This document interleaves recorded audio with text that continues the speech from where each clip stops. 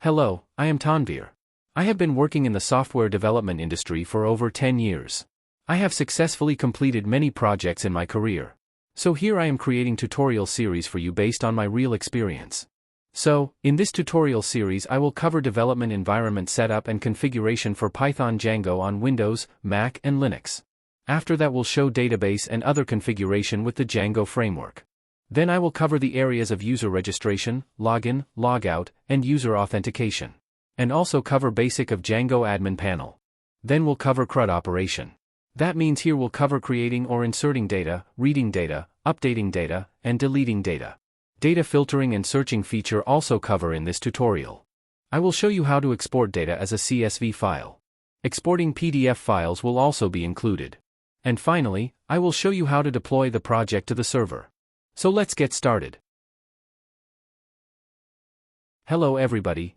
In this section, we will set up the project development environment for our project and use GitHub as the repository.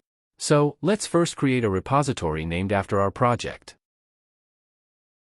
Type a project name as the repository name. Here you can type a repository name of your choice. Now, I am adding the README file so that later I can write any project-related instructions in this file. And finally I will add the gitignore file where I will select Python because we all know that the main programming language of this project is Python. Then click on the Create Repository button to create the repository. Here you see that the README file has been created and the gitignore file has also been created. And here you see that almost all the ignore items related to Python are listed. If you want, you can add or remove any new ignore items here in this file. From the Code button, you will get a link to clone the repository which you need to copy. There are 3 options to clone the repository: HTTPS option, SSH option and GitHub CLI option. I will use SSH option because I have SSH configured on my PC. I am not showing the SSH configuration here because there are many videos on SSH configuration from which you can watch. We will mainly focus on project development.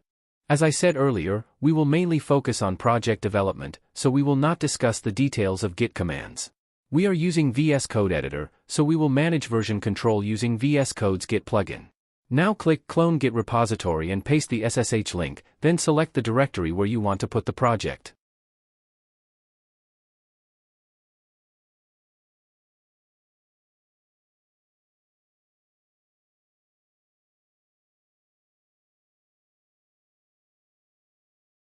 Now the project is being cloned from the Git repository and downloaded to your selected directory. At this time it may ask for your Git password, which you will have to provide.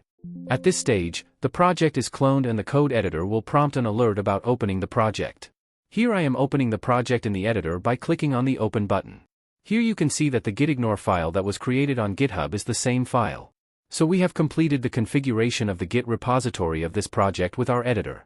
It's pretty simple, right? Now we'll just focus on project development.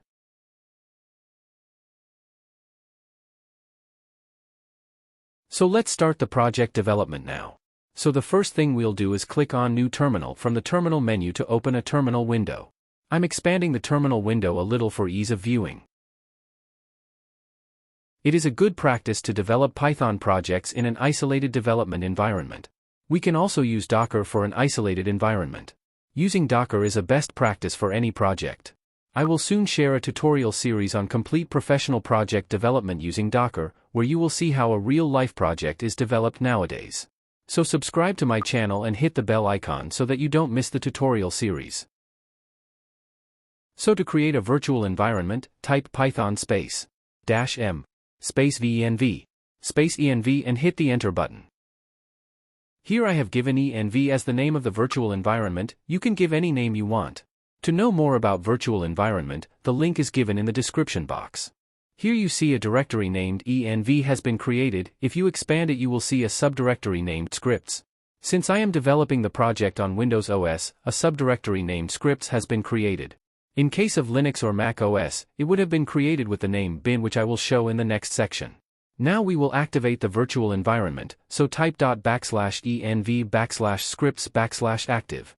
Since this is Windows OS, / is being used. In case of Linux or Mac OS it would have been /. Our virtual environment has been activated. Notice that our virtual environment is shown at the beginning. Now we will install the Django framework by typing pip install Django, which will be installed in our virtual environment.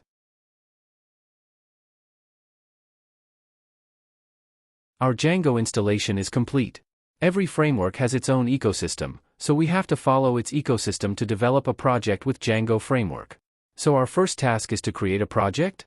So type django-admin start project CRM and hit enter. Here CRM is the name of our project.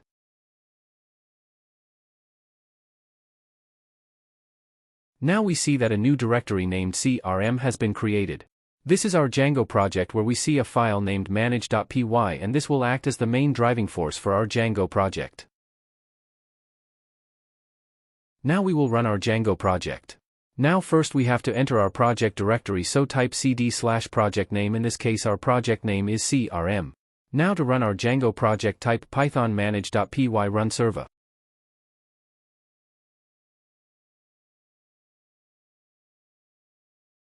We see that our server is running on port 8000. Click the link. Great, our project has run successfully. All frameworks have their own ecosystem. So Django Framework also has its own ecosystem. So far we have seen how to create a Django project and run the project on the server. Now we will see how to create an app in this Django project. Actually, this is also included in the ecosystem of Django Framework. So to create an app type python manage.py. Space type start app. Then type app name. In this case the name of our app is web app. Now hit the enter button to create the app. We see here that another directory called web app has been created. Actually I like this process because it is very helpful in developing a large-scale web application. Because in a large-scale application many modules have to be developed. So, if we create each module as a separate app, then both the development process and project management become very easy. Now we need to register this newly created app in our project. So, to do that, open the settings.py file inside the CRM project directory. Go to the installed apps section in the settings.py file, and add the name of the app. In this case, the name of our app is web app. So, type web app inside the inverted commas. And make sure to add a comma at the end. In this way, if we want to create more apps or modules in this project, then we will keep adding those apps or modules in this installed apps section. Since Django is an ORM-based web framework, so it is capable of performing any database operation through its own engine. By default, Django is set to SQLite as the database. We will learn more about this as we develop the project. We are now running the command python manage.py migrate. This will create Django's default tables in the database. As we have seen, the default tables are created. Django provides admin panel by default. So to access the Django admin panel we need a superuser. So let's create a superuser. Type python manage.py create superuser, input username. In my case I am typing admin, then type email address. You can skip this if you want, but it is a good practice to provide the email address. Now enter the password for the superuser. Retype the same password again. Here an alert is shown. Don't be afraid. I have given a very simple password which is similar to username, that is why I am seeing this alert. Just type Y and hit enter. So now let's run the project by typing python manage.py run server. Okay, our server and project have run successfully. So let's take a look at the admin panel and see what's inside the admin panel. Just type /admin at the end of the URL and you will see the admin panel login window. Type the username and password we provided for the superuser and click the login button to log into the admin panel. Click on the users menu to see the list of users. Here we can see the superuser we created. Now, all the work done so far needs to be pushed to our Git repository. I mentioned earlier that we will focus only on project development, so I am not talking about Git commands. Here I will mainly use the Git plugin of the VS Code editor. Honestly, why bother writing Git commands when VS Code editor has such a good feature for version control? Still, it is a personal preference. In fact, once I myself used to manage version control by writing Git commands in the terminal. So, to push to the repository, just write some message in the message box. And then click on the commit and push button. At this time, it may ask for your GitHub password which you will need to provide.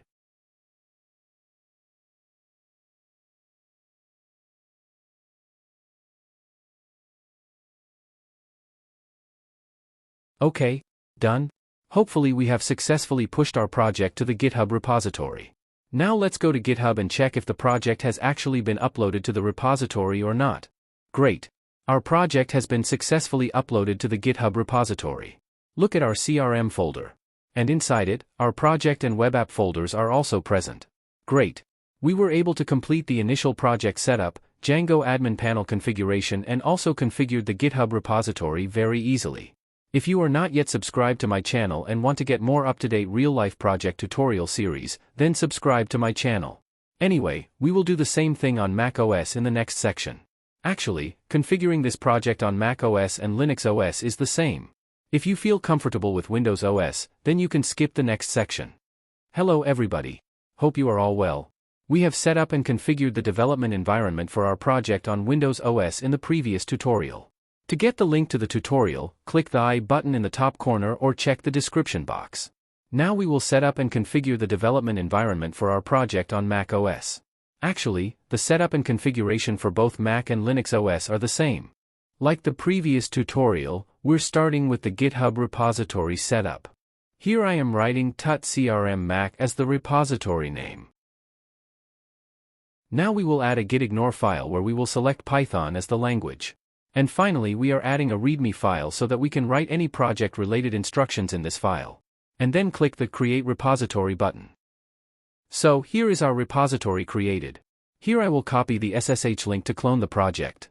I am using the SSH link because SSH is configured on my PC. I will not show configuring SSH here because many videos related to this already exist. We will only focus on development. Now paste the copied SSH link to clone the project. And select a directory where our clone project will be stored. Here I am using the Git plugins of VS Code Editor. I am creating a new folder where we will store this project. You can create the directory as per your choice.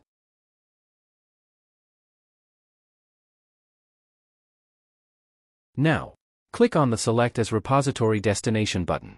And the project will start cloning from GitHub. At this time, your GitHub may ask for a password for authentication, which you will need to provide. Now you will get an alert prompt to open the project in the editor. In my case, I'm just opening the project in the editor by clicking the Open button. Like my last tutorial, here too I will use the VS Code Editor's Git plugins to maintain version control. Now let's open a new terminal to create our Django project. I'm expanding the terminal a little so that it's easier to see the commands I'm going to type. It is a good practice to develop Python projects in an isolated environment. Here, I will create a development environment in a virtual environment. So, type python 3-m-venv and then type name of the virtual environment. In my case my virtual environment name is env.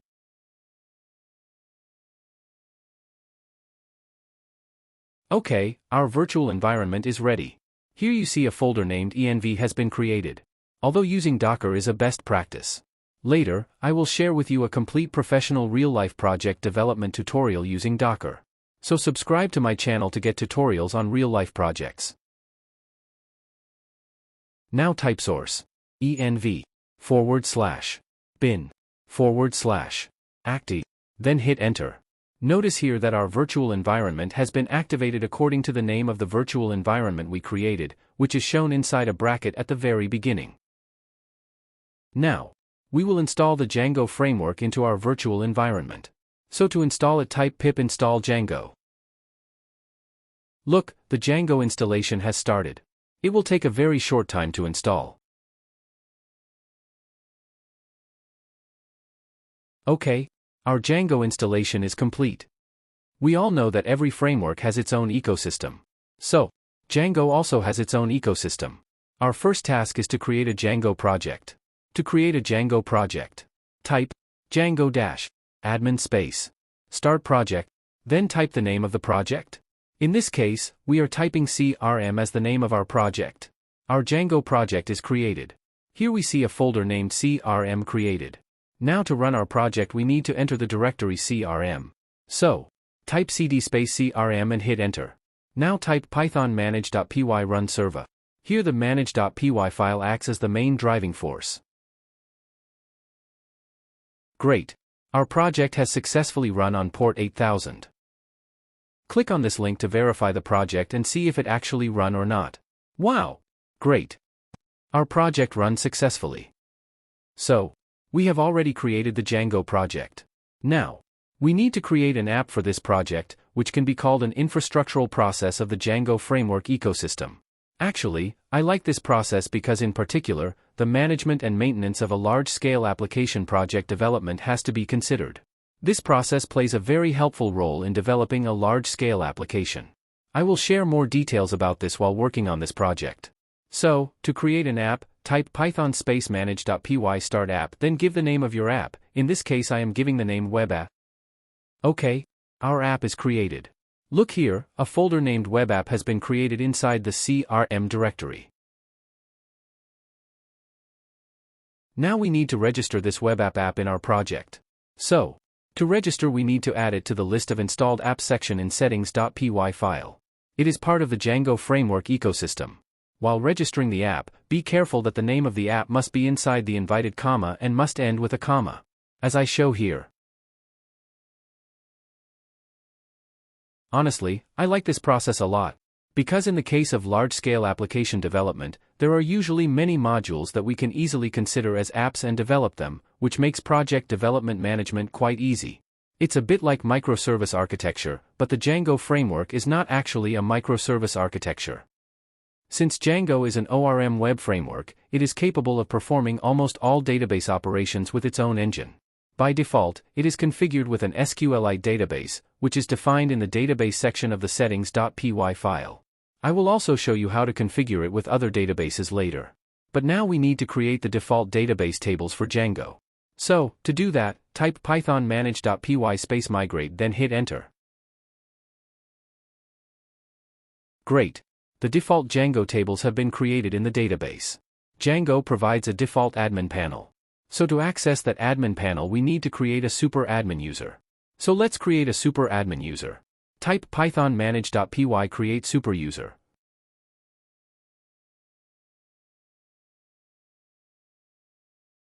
Now enter a username. In my case I typed admin. Now enter an email address, although you can skip this by pressing enter if you want. Enter password now. Enter the same password again. Don't be scared by this red text. Just type Y and hit enter. I entered the same username and password and made them smaller, that's why this warning is being shown. Now let's run the project by typing python manage.py run server. Okay, now we see the project is running on port 8000. So let's check the admin panel now. To check the admin panel, type /admin at the end of the URL and hit enter. Wow, great. This is the login page to access our Django admin panel. So, let's enter the username and password of the superuser we created and then login. Wow, great. We have successfully logged into the Django admin panel. And here we see the superuser we created. So far we have set up the development environment, created a Django project and created an app inside it, and finally we have configured the Django admin panel. Great. Now we need to push all the work we have done to GitHub to maintain version control, and we will definitely use the Git plugins of the VS Code editor. I repeat that we will focus only on project development in this tutorial. So I will not cover Git commands or any other additional topics here. So here we type the message which we know as the Git message. Now, select commit and push option to push to GitHub. And click yes for confirmation. At this stage, GitHub may ask for a password for authentication which you will need to provide.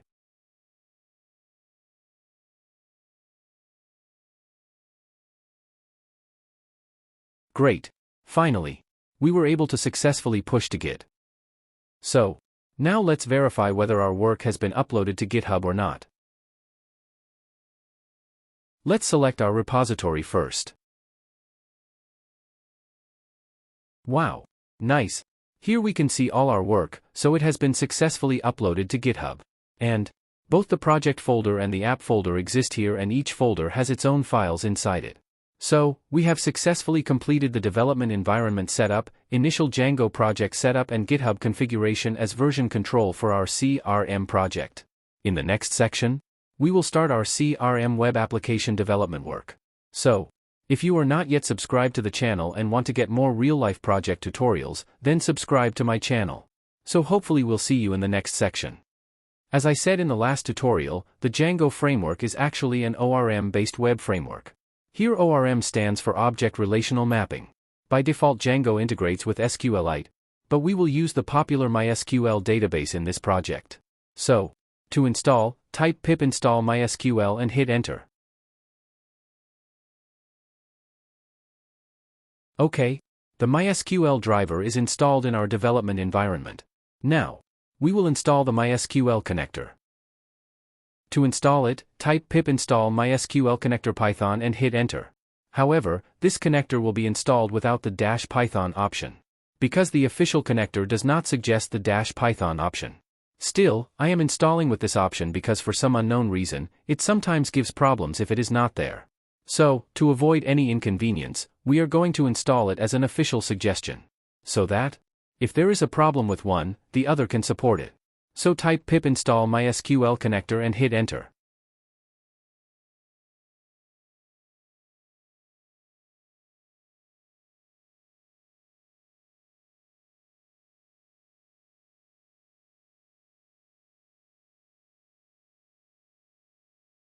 Great. Our MySQL driver and MySQL connector installation has been successfully completed.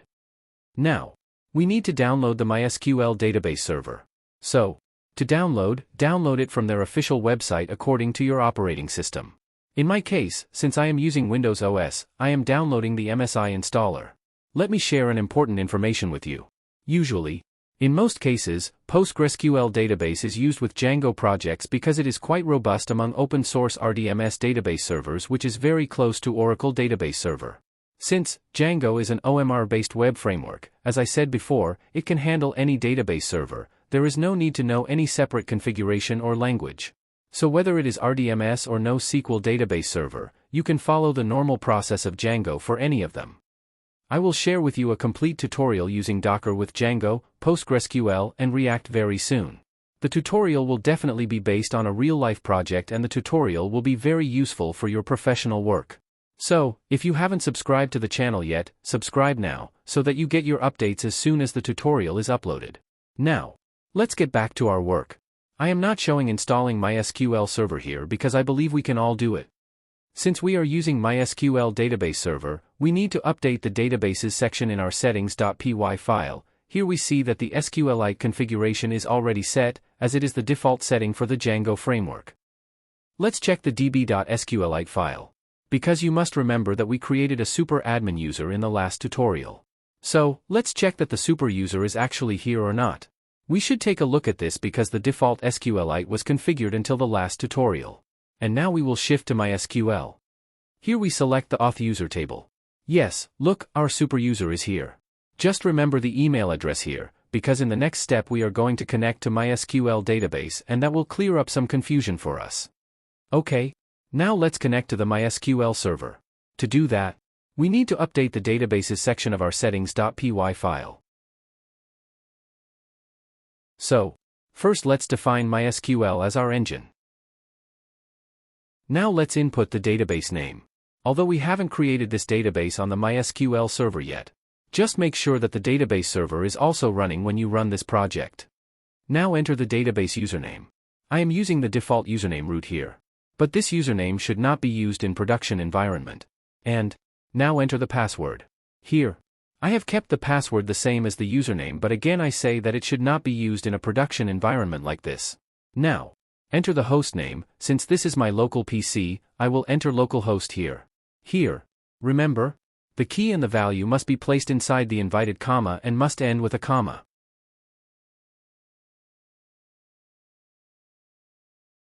Finally, enter the port. Here the default port of MySQL server is 3306.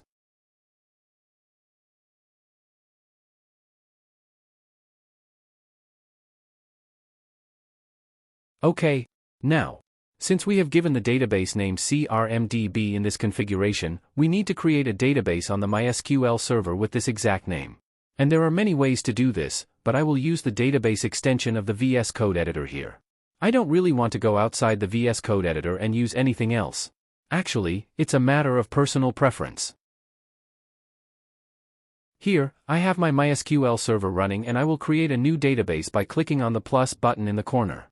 Here, a SQL file opens where I will give the exact database name that I just defined in the settings.py file. Then I will press the execute button in this left corner to create the database. Yes, the database has been created. Here is our database. Look, there are no database tables here yet. Now let's create Django's default database tables. Like in the last tutorial, here too we will create Django's default tables in our MySQL database using the migrate command. So type python manage.py space migrate. Then hit enter.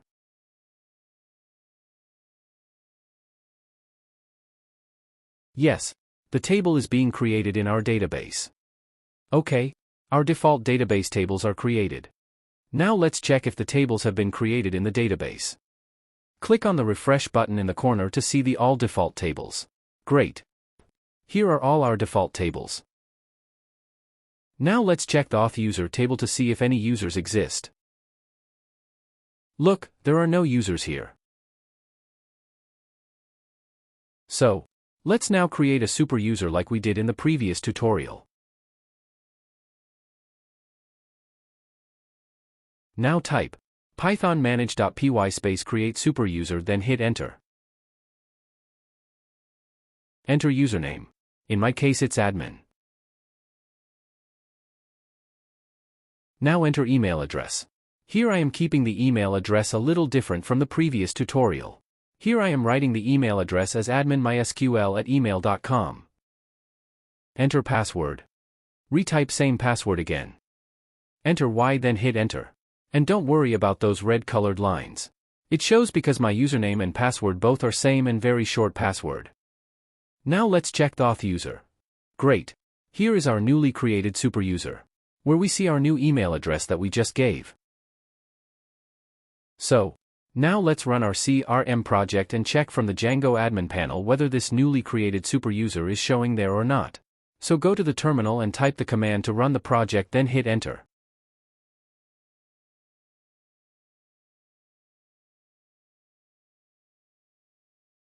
Okay, our project runs successfully on port 8000 as usual. Wow! Great! Our project has been successfully launched. Now let's access the Django admin panel. Just type admin at the end of the URL, then hit enter and login.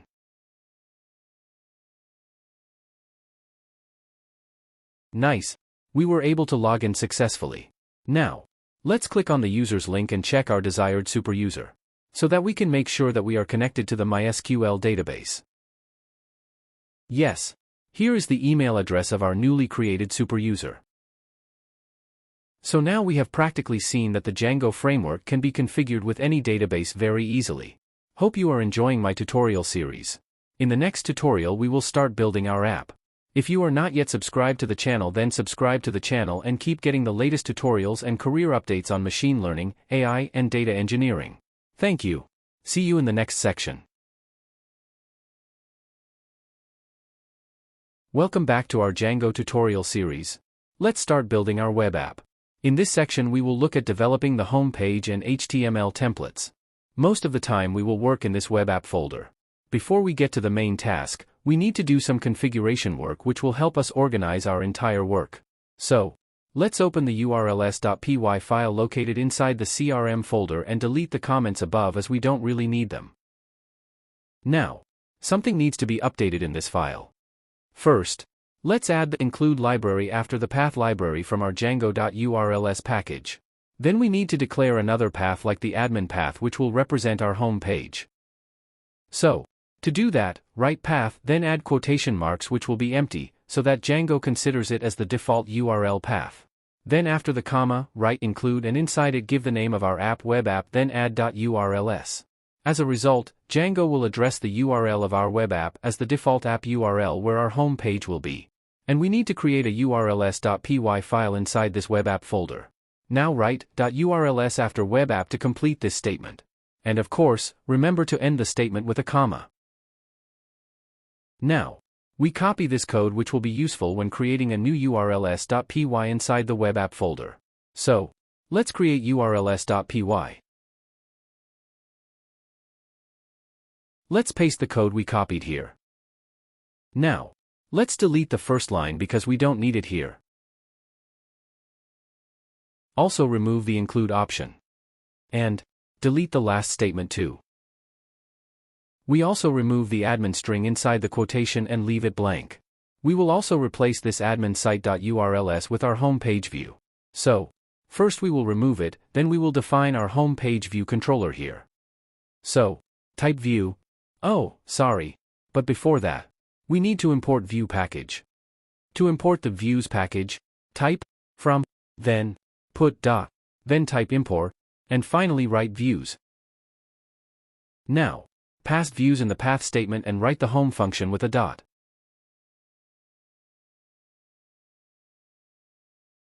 Then give the name of this path. To do that, type name equals home, although function named with home has not been declared yet in the views.py file. That we need to declare it. Let's open the views.py file. Now what we need to do is define a function called home. So, let's define a function called home and pass the parameter named request. Then we need to give the return statement of this home function. So, to give that, write return render and pass the request as the parameter. And we need to give our home page as a string value. So write home.html, although we haven't introduced the home.html page yet. Finally, I'll give an empty parameter. We'll talk more about this later. Save the file and move on to the next step where we will work on the home page. Now, let's create a folder called templates. Don't get confused about this template folder.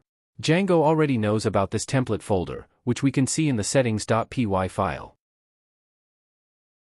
Now, inside this template folder we create our home.html file and open the file. Before we start working on the home page, let's take a look at the settings file to clear up any confusion about the template folder. Look, there's a section in the settings file called template, which actually handles this whole thing. Now, let's focus on the home page. First, we should check our home page to see if everything we did is working properly or not. So to do that, type h1 tag. And inside it write anything you like. In my case I am writing hello Tanvir.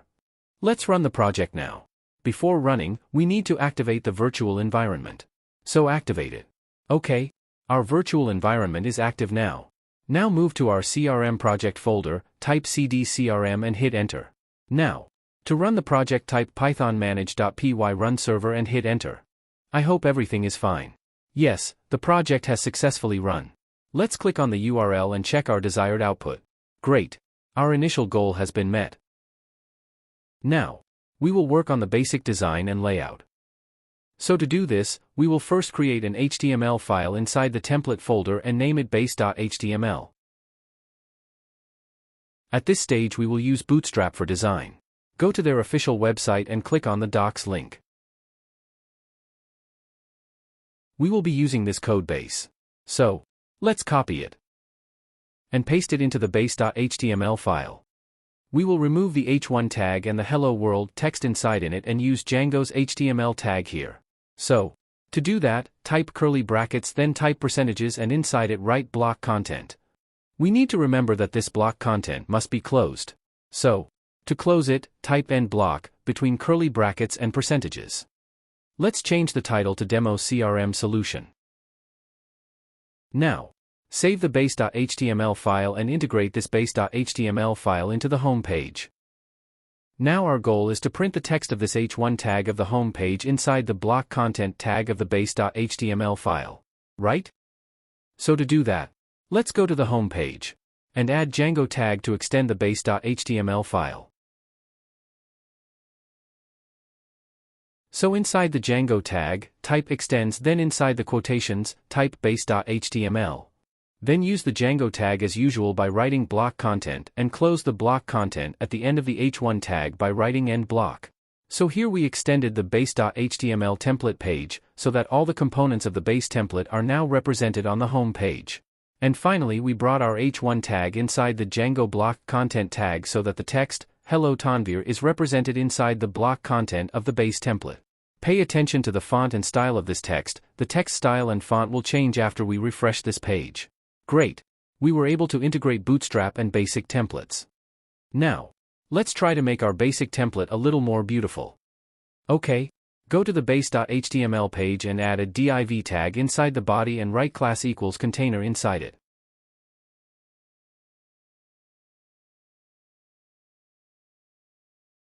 After the end block tag, close the div tag. Now, let's take a look at how it looks now. Refresh the browser and notice the change. It looks a little better now. Let's do a little better. Just add a break tag inside the div tag. Let's check again. Look, the text has now moved down a bit. It's in pretty good shape now, right? Now, let's try to give it a professional look. For that, we will again take the help of Bootstrap and look for the navbar component. But before that, let's create an HTML file and name it navbar.html and open it. Now find the navbar component. Here you will find many types of navbar components. You can use any navbar you like. But I want to use this code base. So, let's copy it and paste it into the navbar.html file. Now, let's go to the base.html file and add Django tag to include navbar. Put the Django tag inside the body tag and type include space, then type navbar.html inside the quotes. Let's check again. How does it look now? Refresh the web browser and see what the output looks like. Yes, it doesn't look bad. There's a search field, the navigation menu looks good, but it would be better if the look was a little darker, right? So, let's see how it looks when it's dark. Go to navbar.html page and first change the brand title in navbar to CRM. You can give it any name you want.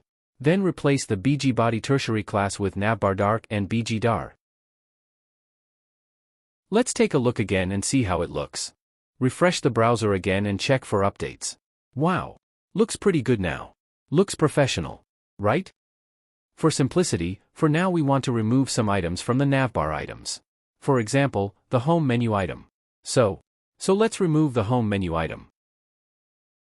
Delete the drop-down menu option as well. Now, let's remove the search box too. Actually, we don't need it right now. Also remove the disabled menu item, because it is also not useful at this time. Let's take a look at our final layout now. Just refresh your browser. Yes, it looks pretty clean and simple now. Nice. We have finished our work in this section. We will learn on more interesting and business logic in our next tutorial section. Hope you enjoyed your tutorial. If you haven't subscribed to the channel yet, then subscribe to the channel and keep getting real-life project tutorials on machine learning, AI, data engineering, and also get career advice. Thank you. Hope to see you in the next tutorial. Welcome back everyone. Today we will be working on login. So let's get started. We will now start from the view.py file. So, for user authentication we will use the Django Authentication library. So to use the authentication library, first we need to import the library, so type from django.contib.auth.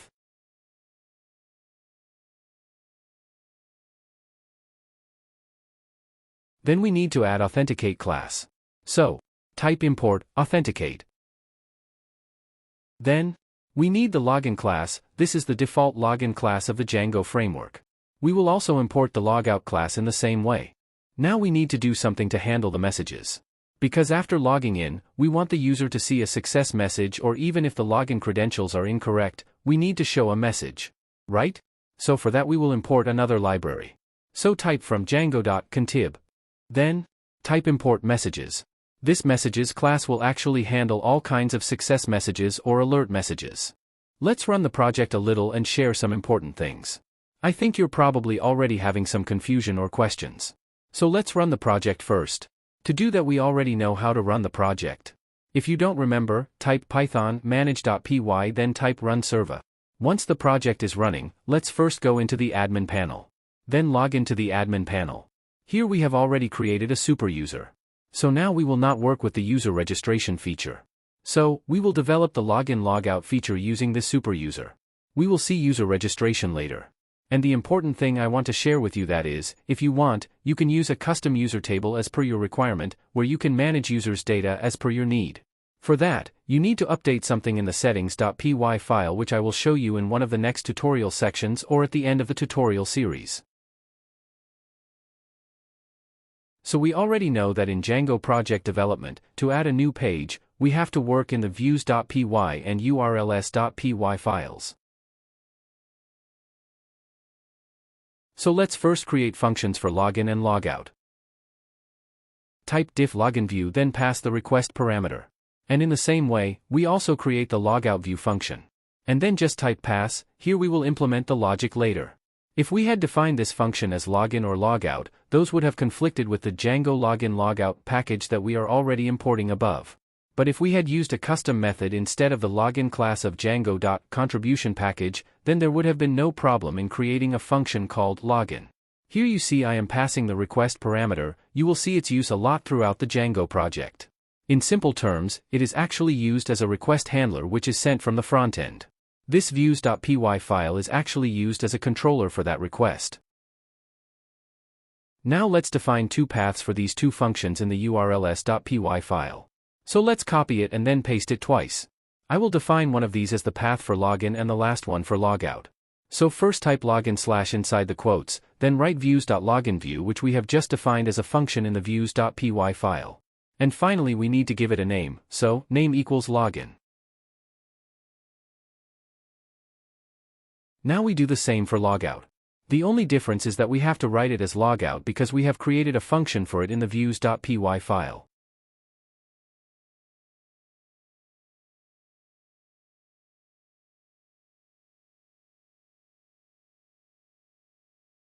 Now let's go to the views.py file where we will work with our login form. Although we have defined this login view function, we will mainly use it if we create a separate login page. For now, we will keep the login form on the home page. For now, we will block and deactivate this code base of this login view function. We will work on login authentication in the home function. So now let's go to the home.html page and start working on the login form here. So, define a div tag inside the block content tag and write class equals call md5 followed by offset md5. Then, close the div tag just before the end block tag. Let's check if everything is okay or not. So let's refresh the web browser. Oh, sorry. We made a small mistake. Let's fix it. Let's go to the urls.py file. Look, here we have defined a path for login, but it is not needed for now because we manage login form on the home page. So let's keep the two URLs login and logout inactive. Let me check again now. Nice, now it's fine. You can see that the text is almost centered. Let's go to the home page to design the login form. Change the text inside the H tag to login. Now write the form tag and use post as the method. Because we will have to send the data we input from the front end to the back end. In this case, by data we mean our username and password. Because with this data we will check the user's authentication. And define the type action equals URL and home inside the quotation marks. Because we will manage your login form from home. One thing we need to remember is that if we want to ensure the security of any form in a Django application, we must use Django's CSRF token tag. Because it will help protect the Django application from various types of unethical activities such as hacking. Now, let's design the login form. In this case, we will again take the help of Bootstrap. So, let's take a look at the Bootstrap documentation. Then, go to the Quick Start menu in the Forms section. In this case, I'll use this code base. So let's copy this code base. Now, let's paste the code we copied after the CSRF token tag. Let's check if our form is working. Perfect. It's working fine. Now let's update the form as per our needs. We'll keep this form as simple as possible. So, first let's remove the Check Me Out option, we don't really need it right now. Remove the label option. Now, change the input type to text. We don't need the ID properties. Let's replace them with name equals username. This div is not needed. Let's remove it. Now we don't need this label for our password field either. So let's remove it. At this time, we don't need an ID for the password field like the username field. So delete it. And add the name property. So type name equals password. It is better to add a placeholder to the username field. So type placeholder equals username. And similarly we do the same for the password field. So type placeholder equals password. Let's refresh the browser and check how it's going so far. Our login form is complete. Nice. Notice that the username field exists as a text field and the password field exists as a password type. I think it would look better if this submit button was moved down a little. So let's add the BR tag and move the submit button down a little. Let's refresh the browser and check again. Yes, it seems to be right. Actually, we can continue with the design even if we don't give it much time. Just add required property for both username and password fields. Actually, username and password fields should be required, because users should know which fields the user has not entered. Refresh the browser and check if the fields are working properly or not. Let's leave the fields blank and click the submit button. Look, I see an alert. Now just leave the password field blank and click the submit button again. Yes, here alert has been shown as per our need. So our login form design is complete. Now our next target is to check whether the user is logged in or not. So, to check this, let's define a Django tag after the div tag and inside it write if space user dot is underline authenticated.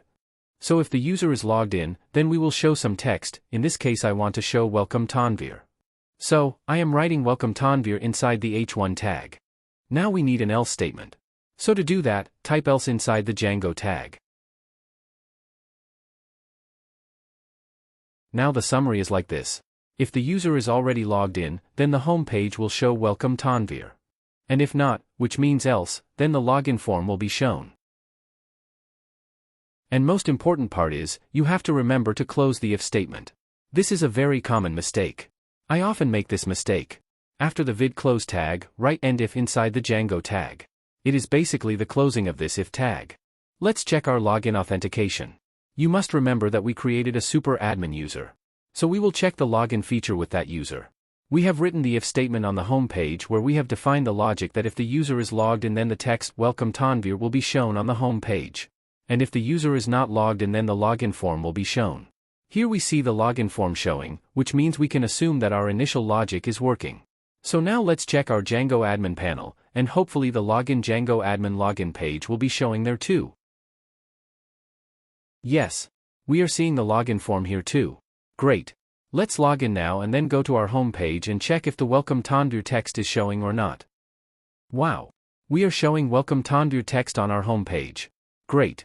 Our initial login logic implementation has been successful. Now if we want to access the admin panel, we will see that we have entered the admin panel, because Django knows that we are already logged in. And we will log out from the admin panel and then go back to the home page and check whether our login form is showing on the home page or not.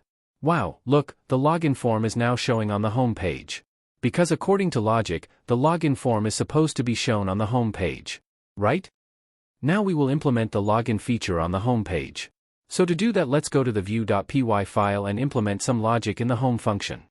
First things first, so we will first check if the user is already logged in or not. To do that we need an if statement, type if request.method equals post. Now, assign the username value from the login form to the username variable. Now, like the username variable, we will also declare a variable for the password. If you look here, you will see that the value of username in this post array is actually referring to the username that we defined in the name property in our login form. The same thing has been done for passwords. Now we will declare an object named user to authenticate the user. If you notice here, I have already imported the Django Authenticate class above. Now, we will pass the username and password with the request parameters in this user object. I believe you must have understood here where I got the username and password values from. It's very easy to understand. Right?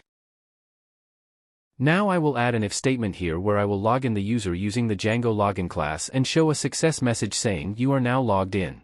Then I will redirect to the home page. So to do that, I am checking the user data from the user object, and if the user is not already set, then send a request to the Django login class with this user data and set this user data. Note that here I have imported the Django login class earlier above. Now we will give a success message if the user is successfully logged in. After successful login, we will redirect the user to the home page.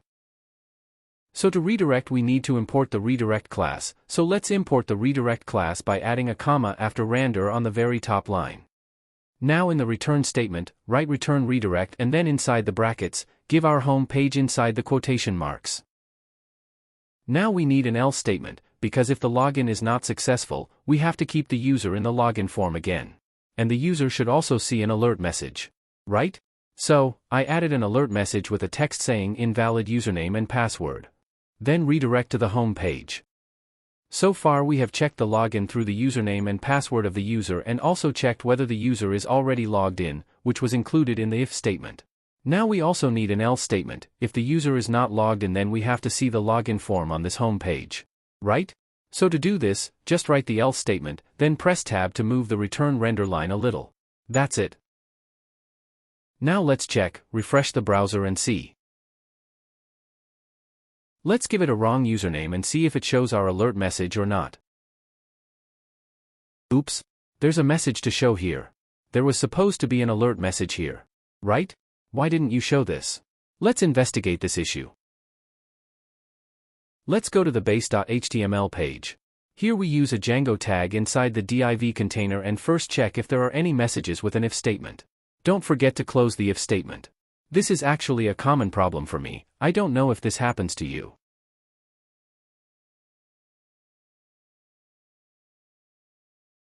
So anyway, if we want to show an alert message, we need to show the message using a for loop statement. Again, to close the for loop statement, type n for and close it.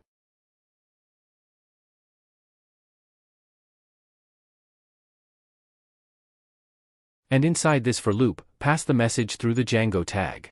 Now let's check if we are getting alert messages or not. It should work now. Hopefully it works perfectly. Let's see. Just refresh the browser first. Great, look, the alert message is showing. Let's try using this login form and see if we can log in or not. Great. We are logged in now. Look, our message is showing. The admin panel should also be in the logged in state. Yes, this is also working perfectly. Let's log out now from here and go to the home page to see what is showing now. Wow, nice. Look, now the login form is showing on our home page according to our logic. Great. So let's check random now. First, let's check with a wrong username and click Submit button. See the alert message that appears. Okay. Perfect. Now let's try to give our alert message a little more of a professional look. Again, we'll use Bootstrap to help us with this. From the Bootstrap doc link, click on the alert menu inside the component. I want to use this component. So let's copy this code base. And let's replace this message tag and paste it here. Let's delete this entire line that says Holy Guacamole and replace it with the message tag. Now let's look at our output. First refresh the browser and then try logging in with a wrong username. Look at the alert message. It looks pretty good now. Right? Now let's try with the correct username and password. Great. See, the login success message is also showing. We have successfully accomplished our goal.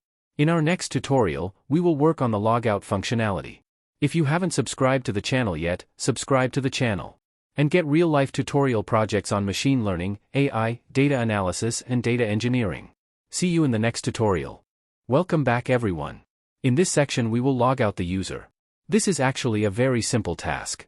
So, first we need to go to the urls.py file and define our required URL path. Although we had disabled the logout URL path in the previous tutorial section. In the last tutorial section, we disabled this login URL path because we did the login on the home page. If you want to manage the login on a separate page, you need to enable it. But now we will enable the logout URL path and disable the login URL path. Now, let's implement some logic in the logout view function in the views.py file. Now, let's remove the past text and implement the logic we need here. So, type logout here and pass the request parameter. Actually, we had already imported this logout class in the last tutorial section. Hopefully we remember that.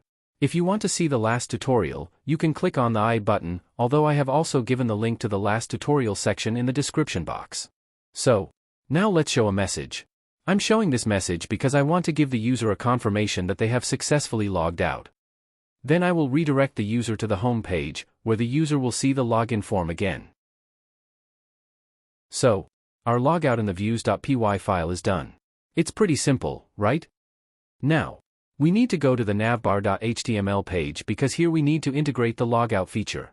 Now, Here we need to provide some logic. For example, if the user is already logged in, then the user needs to be shown the logout link to log out.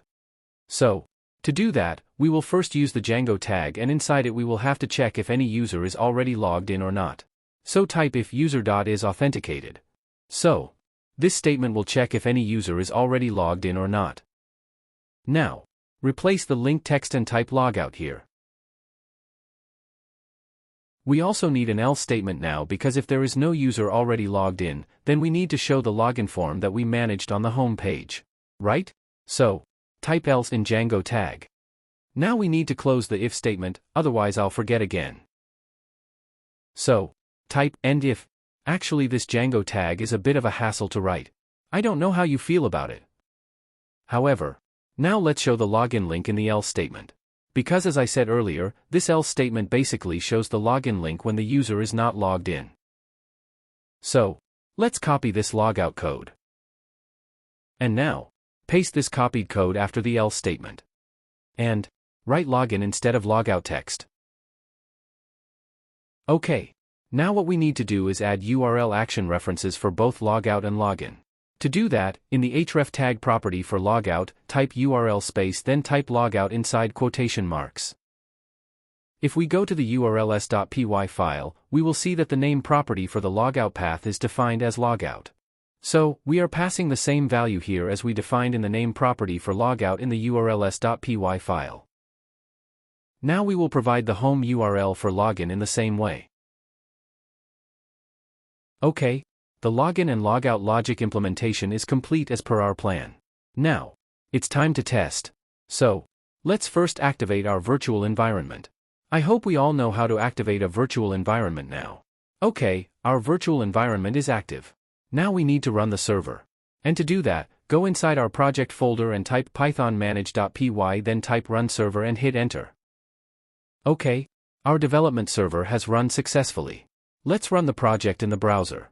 Yes, the project has run successfully and the user is already logged in. So let's log out. Look, the logout confirmation message is shown here. Now let's try to log in. First we will try with the wrong username. See invalid username or password message showing. Now let's try to log in by leaving both the username and password fields blank.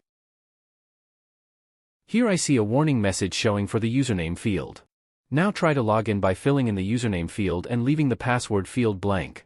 Here too, a warning message is being shown for the password. Now let's try to log in with the actual username and password. Wow! Great! We were able to log in successfully and we can see a confirmation message and logout link visible as well. Let's click on the logout link. Yes, the logout worked successfully. See here too we see the login link and logout confirmation message. So finally we have successfully completed the login and logout functionality. So what we have done so far is, we have set up the project on both Windows and Mac OS platforms, then we have set up and configured the database, then we have set up the repository on GitHub in the easiest way for our project and implemented the login and logout functionality in this tutorial. In the next tutorial we will do the user registration. This user registration task will be a little complex, but I will try to show it as simply as possible. So, if you are not subscribed to the channel yet, and if you want to get real-life project tutorials on machine learning, AI, deep learning, data engineering and data analysis, then subscribe to the channel. If you have any suggestions or opinions, please let me know in the comments. Or you can let me know what other topics you would like to get tutorials on. I will try my best to make the tutorials very easy and simple, and definitely all tutorials will be based on real-life project. So, hope to see you in the next tutorial. Welcome back everyone. In this section we will register the new user. It's a little bit complex, but don't worry, I will try to make it as simple as possible. So let's get started. We covered user login and logout in the last section. Before starting today's tutorial, let's first take a look at the admin panel. Let me tell you, if someone wants to manage user registration from the admin panel, then you can easily manage your users from here. Because you see that it is possible to register users from this panel as well. Since we completed the login authentication in the last tutorial, we can secure the restricted pages of the web page with that authentication. However, in this tutorial, we will also register users from the website. So let's go back to the code editor and first add a new URL for our registration page to the urls.py file. I'm just copying the previous URL for convenience. Paste this in the next line and change the name and path name to register. In the view class, we need to write a function for registration, so write the name of that function here. We will go to the view file and create a function with the same name. Write name equals register here. So now let's go to our view class and create a function for registration. For the convenience of a task, let's copy this return render statement and paste it here. Now let's type register.html here. Now let's copy this register.html text, because we need to create an HTML file with the exact same name in the template folder. So, as I said, let's create a file called register.html inside the template folder. Now let's copy the extends tag and block content tag from the home page and bring it to our register page.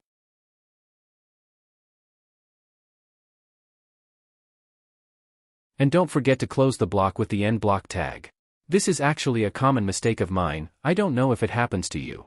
Now write register inside the h1 tag and just check if the page is working or not. Now we need to add a menu item, so let's go to the navbar page and see where we can add our new menu item. Here you see we implemented some logic for the menu item in the last tutorial. The logic is that if the user is already logged in, then the logout will be shown, and if not, then the login link will be shown. So in this case, since we should not show the register link for the users who are already logged in, so we should keep this register link inside the else statement. So let's copy this login HTML block, and then paste it here. Now change the login text to register. Now let's write register inside this URL tag. We have already defined this register URL in our urls.py file. Hopefully we all remember it. So now let's check whether the work we've done so far is working properly or not. Let's log out of the admin panel and go to our website to see if we have a register link and its page. Look here, since I didn't log out, only the logout link is showing. But when I log out, now look, both register and login are showing. Great. Our initial work is complete. Now let's develop the registration form.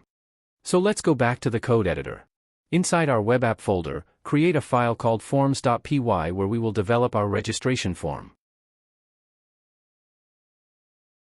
We first need to import the user creation form library. So to do that, type from Django contribution auth forms, then import user creation form. Then we need to import the user model. So type from Django contribution auth models import user. Now let's define a class called registration form and pass the user creation form as a parameter. Now let's define the fields we want to put in the form. We need the email field in this form. Then add the first name, and be sure to define the field type for each field. Now we will define the last name in the same way. Oops, I forgot to import Django Forms. Let's import the Django Forms package library. To do that, type from Django then import forms. Now let's add some field properties for these fields.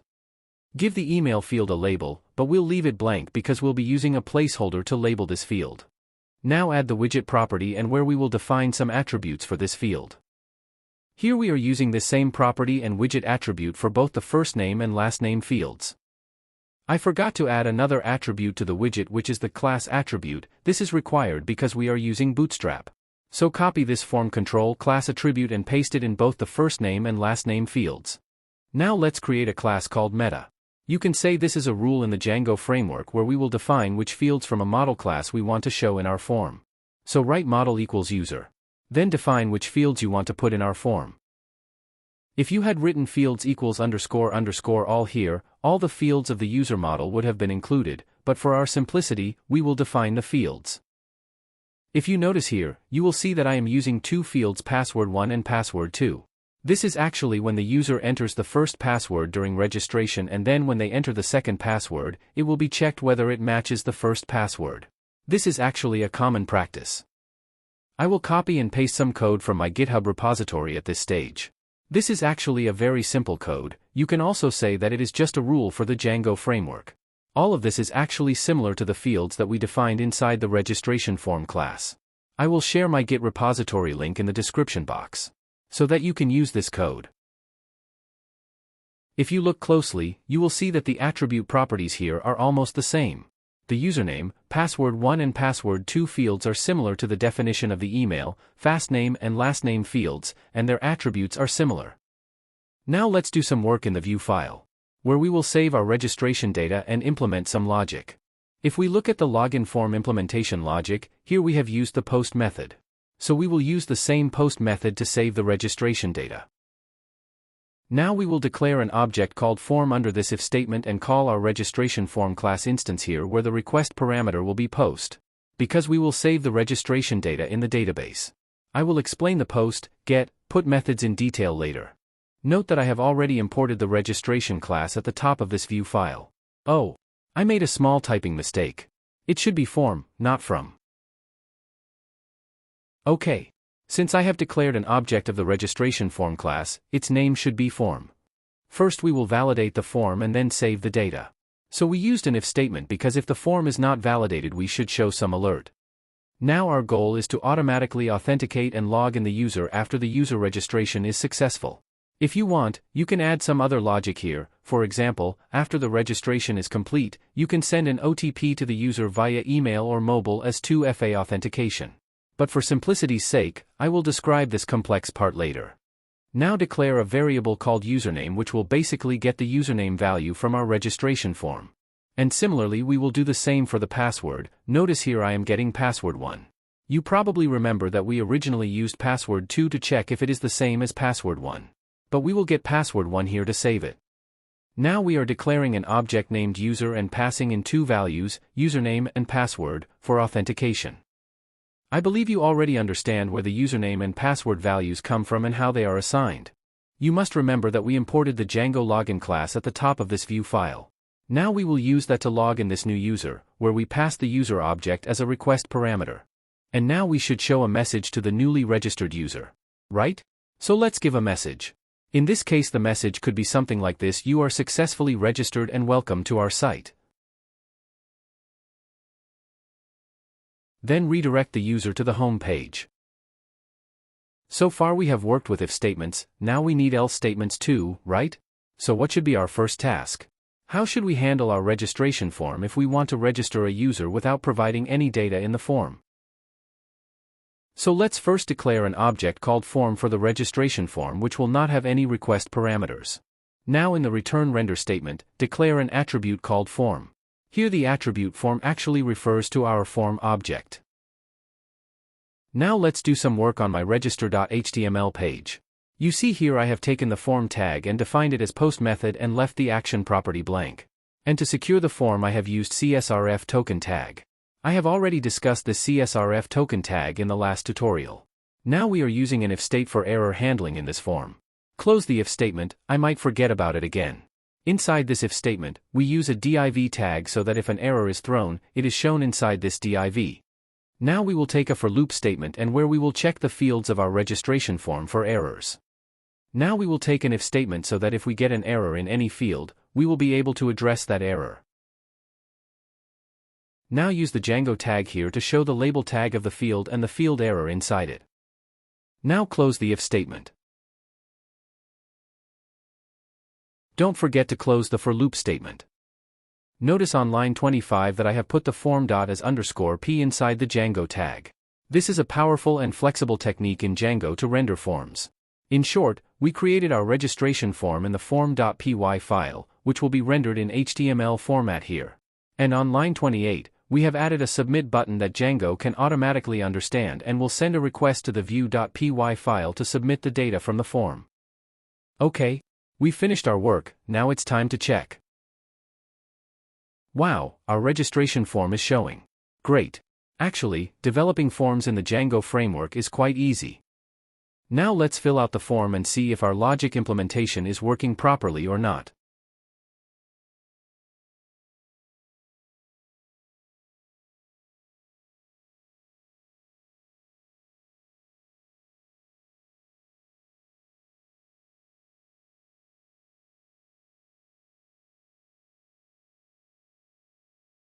Look at the alert showing above. Since we have used Django's user package library, this alert is showing. Let's make the password a little more complex and enter it.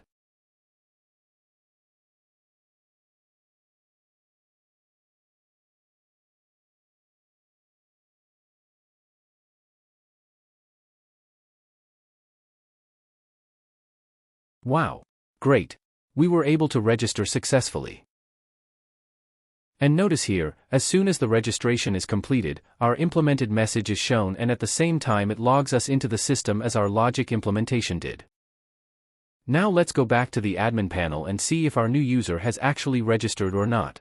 I will log into the admin panel with the admin user because the users created from the registration form will not be able to access the admin panel because I am not registering them as staff.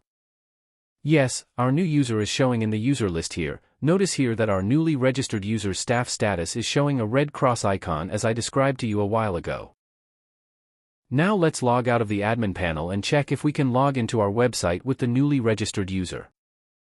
Enter the newly created username and password and then hit the submit button to log in. Great! We were able to log in and we are seeing the success message. Now let's log out of the account and try to log into the admin panel with the same user. You will see that the login will not work. You see, you can't log into the admin panel because this user is not registered as a staff member. Now log in with the admin user.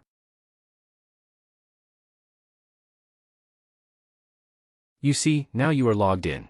So, we have completed everything from project setup to user login authentication and user registration. We will go deeper in our next tutorial, where we will work on operational activities. I hope you are enjoying this tutorial series. Let me remind you again, if you want to get tutorial series on machine learning, AI, deep learning, and data science and data engineering, then subscribe to the channel. I hope to see you in the next tutorial. Welcome back everyone. In this tutorial we will be working with the model class.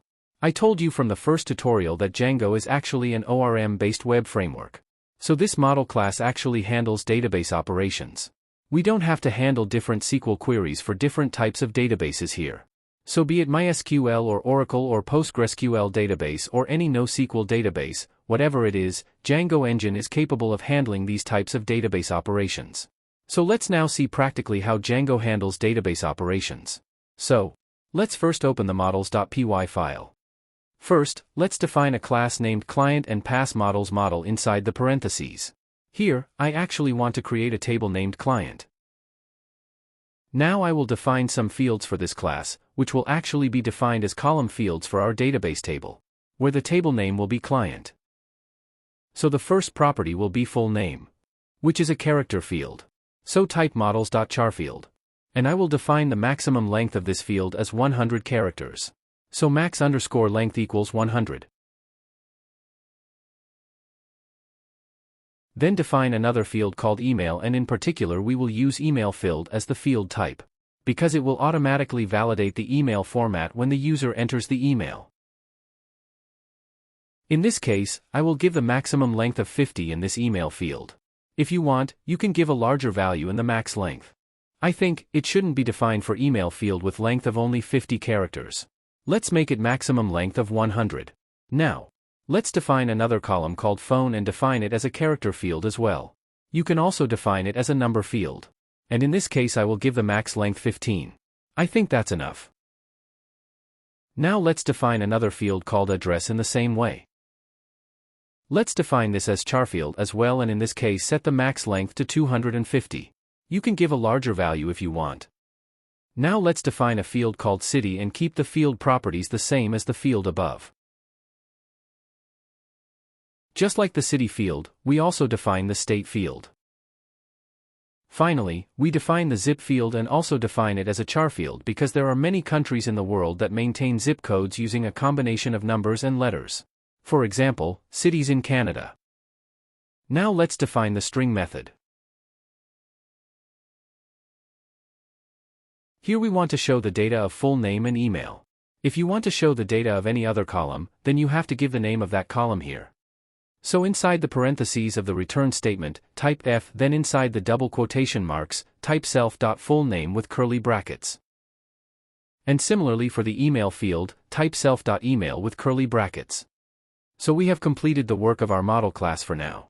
After defining a new model class and its fields, we must run the make migrates command to create the database table and its columns. So, let's run the command. Before running the command, let's take a look at the admin panel. There are some things I need to share with you that will help us understand better. To run the server, type python manage.py run server. Okay, so our project is running. Let's take a look at the admin panel. Here I see that there are only two options here, groups and users. After migration, we should expect a new option client here, right? Let's check our database now. You won't see any table called clients there either. This is our database, let's expand it. Look, I don't see a table called clients here yet, right? You can refresh and see if there's anything called clients here. You see, there's no table called clients here. Now let's shut down the server. Now for migrations, type python manage.py make migrations. Note that it will be make migrations, not migration. That means there will be an S at the end. Hopefully you have already caught this. Okay, our migration has been completed successfully. Here you can see that a py file has been created. This py file is located in the migrations folder in the web app folder. If you open this file, you will see that the fields are defined here in the same way as the columns of a database table are defined, where a primary key ID has been created with the fields we have defined. Well, I think we're missing something. We should define a date field. Right? Let's define a date field. Let's define a date field called created@. We will choose datetime field as its field type. Now, we will set auto_now_add equals true in the properties of this field so that this field can automatically store the time when we save our data record to the database. Now we need to run the migration again because a new field has been added to our client model. So let's run the migration command like last time. Don't be afraid to see this message.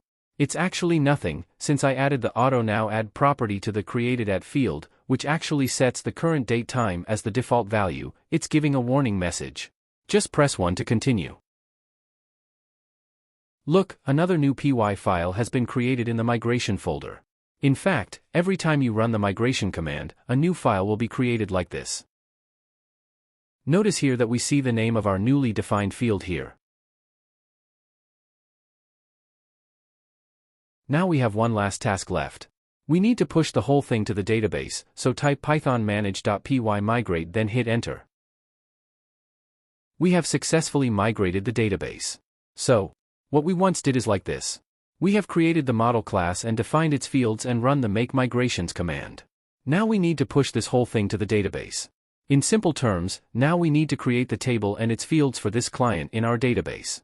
Here I see a new table named webapp_client has been created in the database server. Let's take a look at this table. Here, see how this table is created with the fields we defined. So this is how any other database server works with the Django ORM framework. So the table has been created in the database. Now our next target is to make it operational in the admin panel. So to do that, let's go to the admin.py file. So before we start working on the admin.py file, let's visit the admin panel again. Oops! The server is off. It needs to be run first.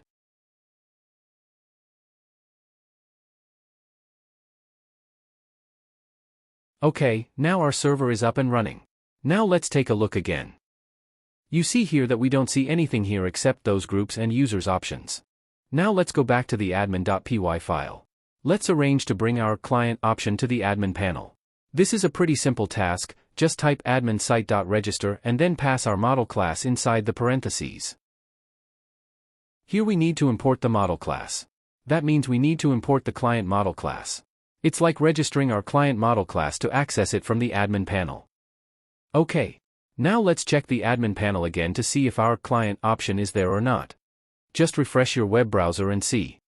Great, here we see our client option, although it has an S added to it. This is actually how the Django engine creates it.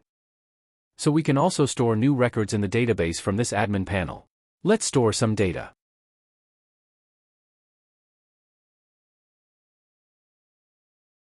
Now hit the Save button.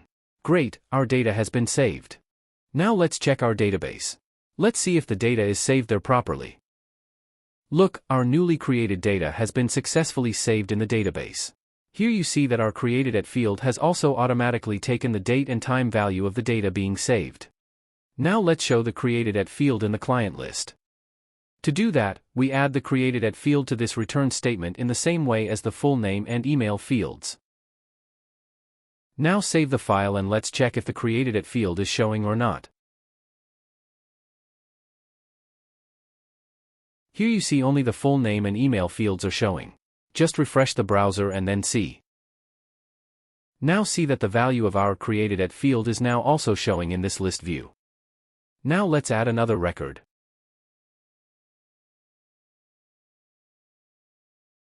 Let's do something different. Instead of entering an email in the email field, we just put a simple text value. Then the remaining values can be entered as normal way.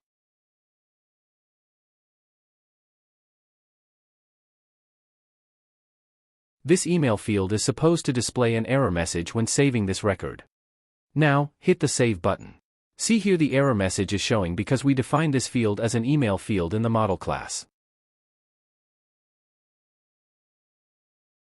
Now let's try saving this record again with an email formatted value.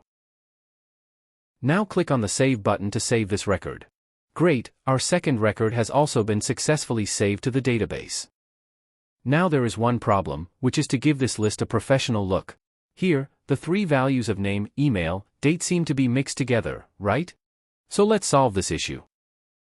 Let's define a class and name it Client Admin. And inside the parentheses type admin model admin. Now let's declare a variable called list_display and add the names of the columns we want to see here. So we want to see full name, email, and created@at as columns in the client list view in the admin panel. So let's add full name, email, and created@at inside the parentheses. Now pass the client admin class with a comma in the admin site register. Okay. Now let's save the admin.py file and go to the admin panel to see what our final output looks like. Refresh the browser and see the change. Wow, now our list view looks much more professional than before, right? So we are almost done with this tutorial. The next tutorial is going to be more interesting. If you haven't subscribed to the channel yet, subscribe to the channel so that you can get the latest tutorials on machine learning, AI, deep learning, data analysis and data engineering. Hope to see you in the next tutorial. Welcome back everyone. In this tutorial we will be working with the list view in our website. In the last tutorial, we showed data listing, data stores, and other database operations from the Django admin panel. In this tutorial we will show you how to handle that same data from our website.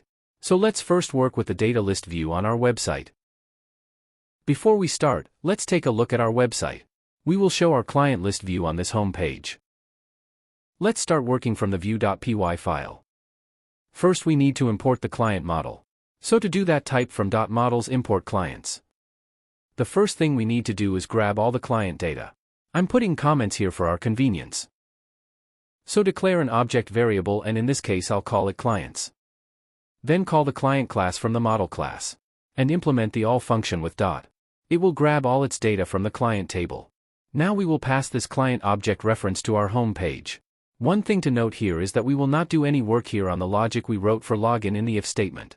We will mainly work on else statements. So pass this client object reference inside curly brackets. So, put the clients in quotation marks inside the curly brackets and then pass the client's object reference with a colon. Through this, we will send all the client data to the home page.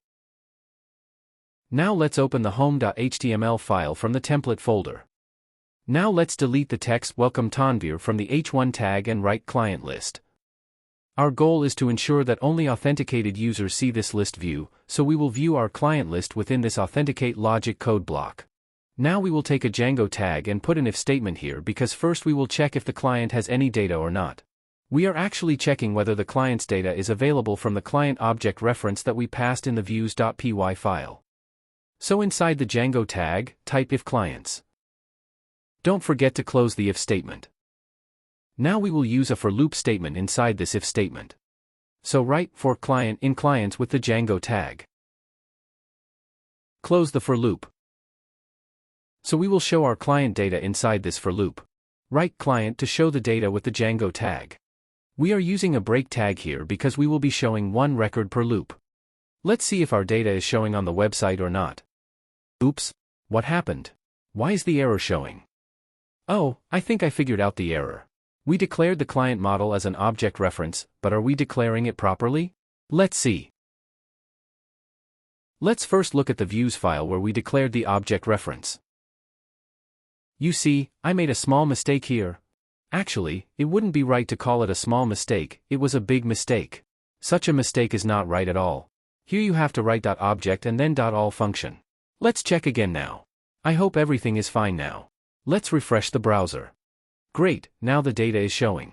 Look, this list shows the exact same values that we were showing in the list view of the admin panel.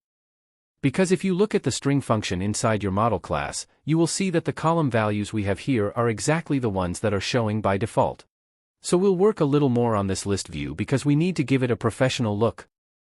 Let me tell you one thing, since we have declared the client class as an object reference, this object contains all the client data. So here on the home page we can show any column value. We will also see how to show the value of a specific column. Just put a dot after client and then enter the value of the column you want to see. Like here I am taking the column value of full name here. In this way, enter the values of the columns you want to show. For my convenience, I'll copy and paste this line for now. Then I'll bring in the fields I want to take here. Now, there's an email field here, so let's copy the email field and paste it here. I will also take the phone field in the same way. I will take city field in the same way. Finally, we will also take the created at field. So let's copy and paste it back to the home page. Okay, for now, the field we want to show is brought here. So let's take a look now to see if the fields we wanted to import have arrived or not. Refresh the browser and notice the change. Great, here we see the data for the field we want is being shown. Our email field, phone field, city field and created at field are showing successfully.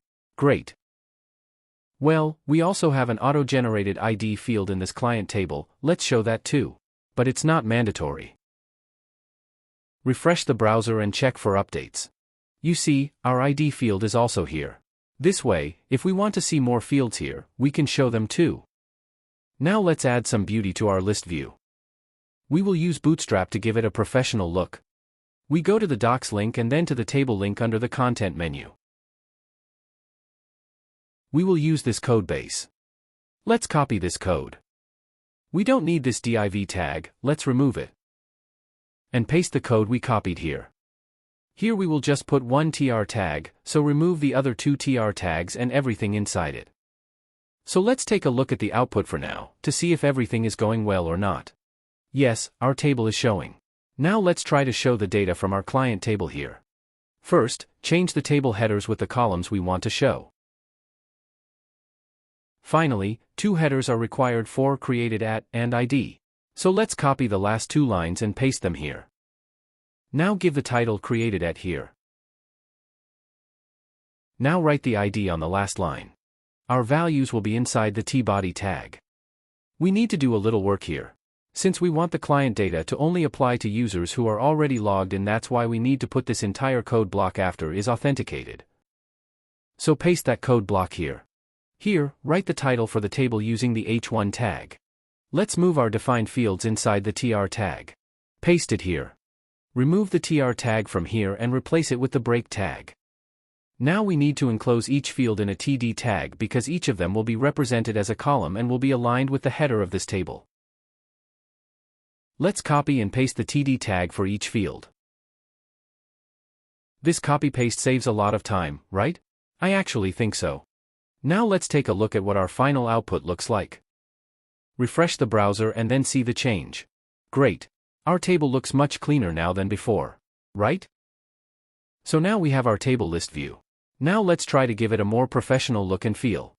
So let's use Bootstrap again. If you go to the table's content menu, you will see tables with different looks. Let's use this table primary class. So, inside the class property of this table tag, after table, write table-primary. Let's take a look at the change. Refresh the browser and see the changes. Okay. Look, it looks a little better now than before. Let's improve a little more. Let's look at some more properties from the Bootstrap table documentation. You should definitely check out this official documentation. Okay. Let's make our table have mouse hover features. So copy table-hover. And paste it after the table-primary property. Let's see the change. Notice that the mouse hover is working. Great. Now let's add one last CSS class property to the tBody tag. That's the striped property. This will make our list view look a little more professional. So type table space table-striped. Okay. Now let's look at our final output. Refresh the browser and notice the change. Now look, it looks pretty professional now. Our list view header looks pretty good and the data is hovering over the row. We will go deeper in the next tutorial. Hope you enjoy. If you haven't subscribed to the channel yet, subscribe to the channel to get real-life project tutorials on machine learning, AI, data engineering, and data analysis. Hope to see you in the next tutorial. Welcome back everyone. In this tutorial we will be working with the details view in our website. In the last tutorial, we showed a list view of our client data on our website.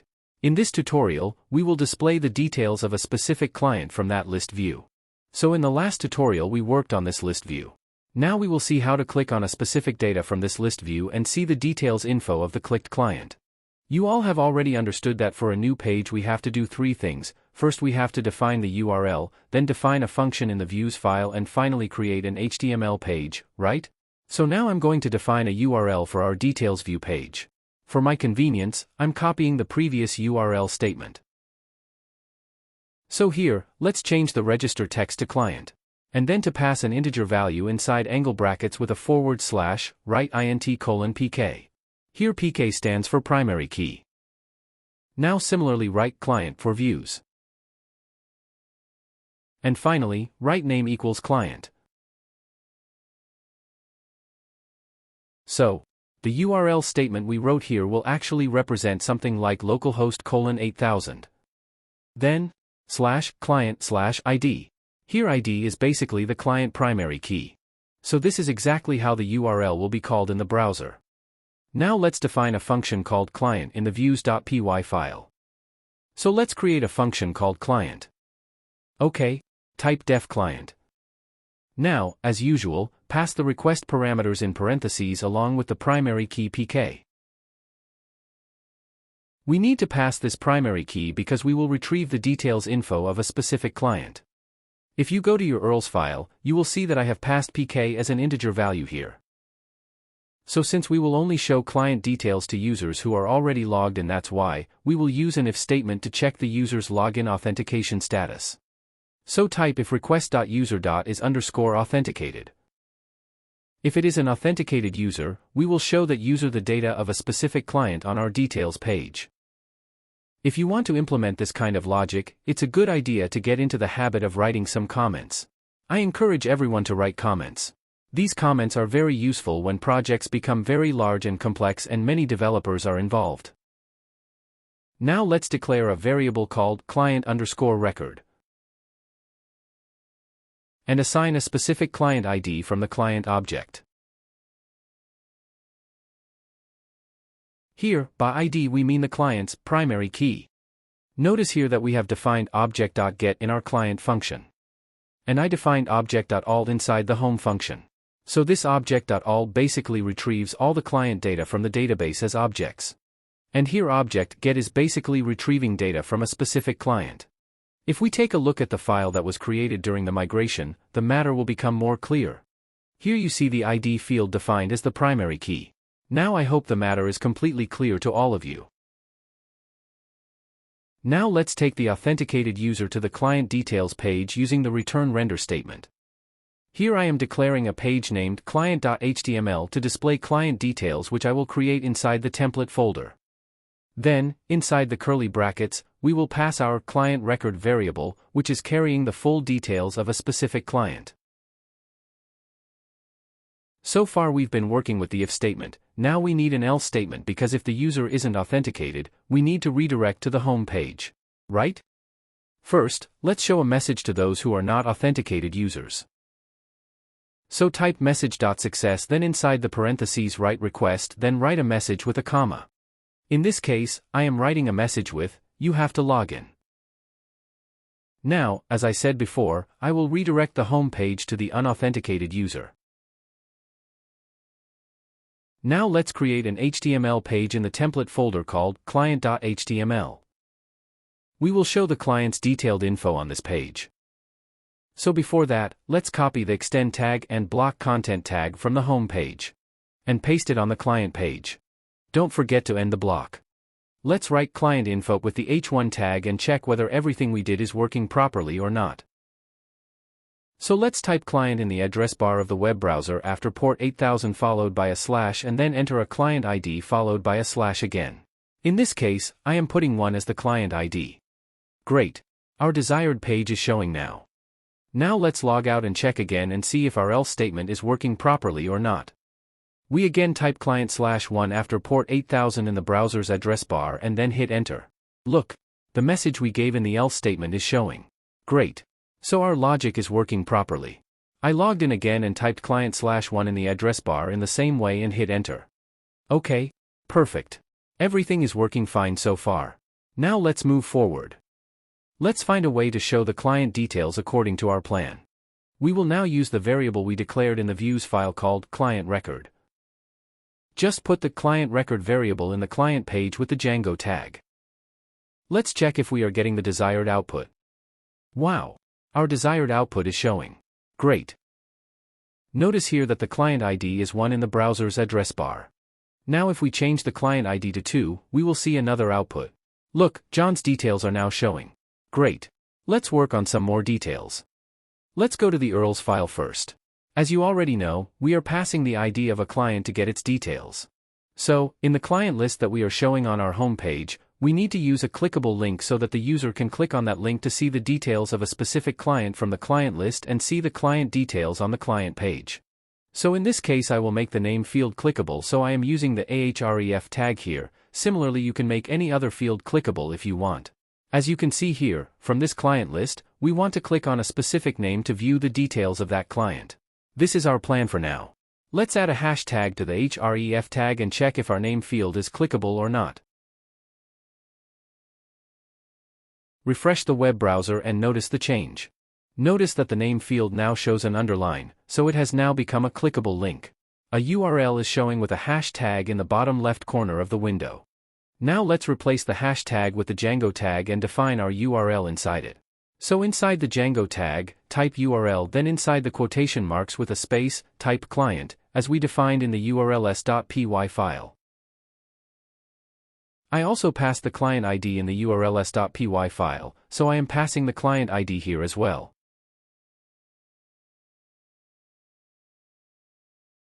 Now it's time to check. Let's see if it's working properly.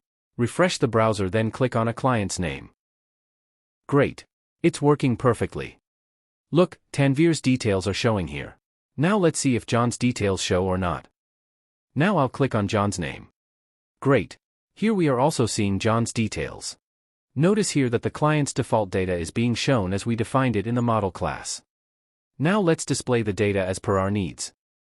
For the convenience of our work, let's copy this code from the home page and move it to the client page. Paste the copied code here. Now let's remove the ahref tags. I also delete the td tags.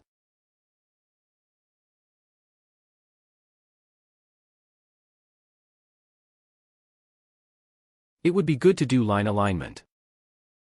Now replace the client variable with the client record variable. Let's take advantage of copy-paste again.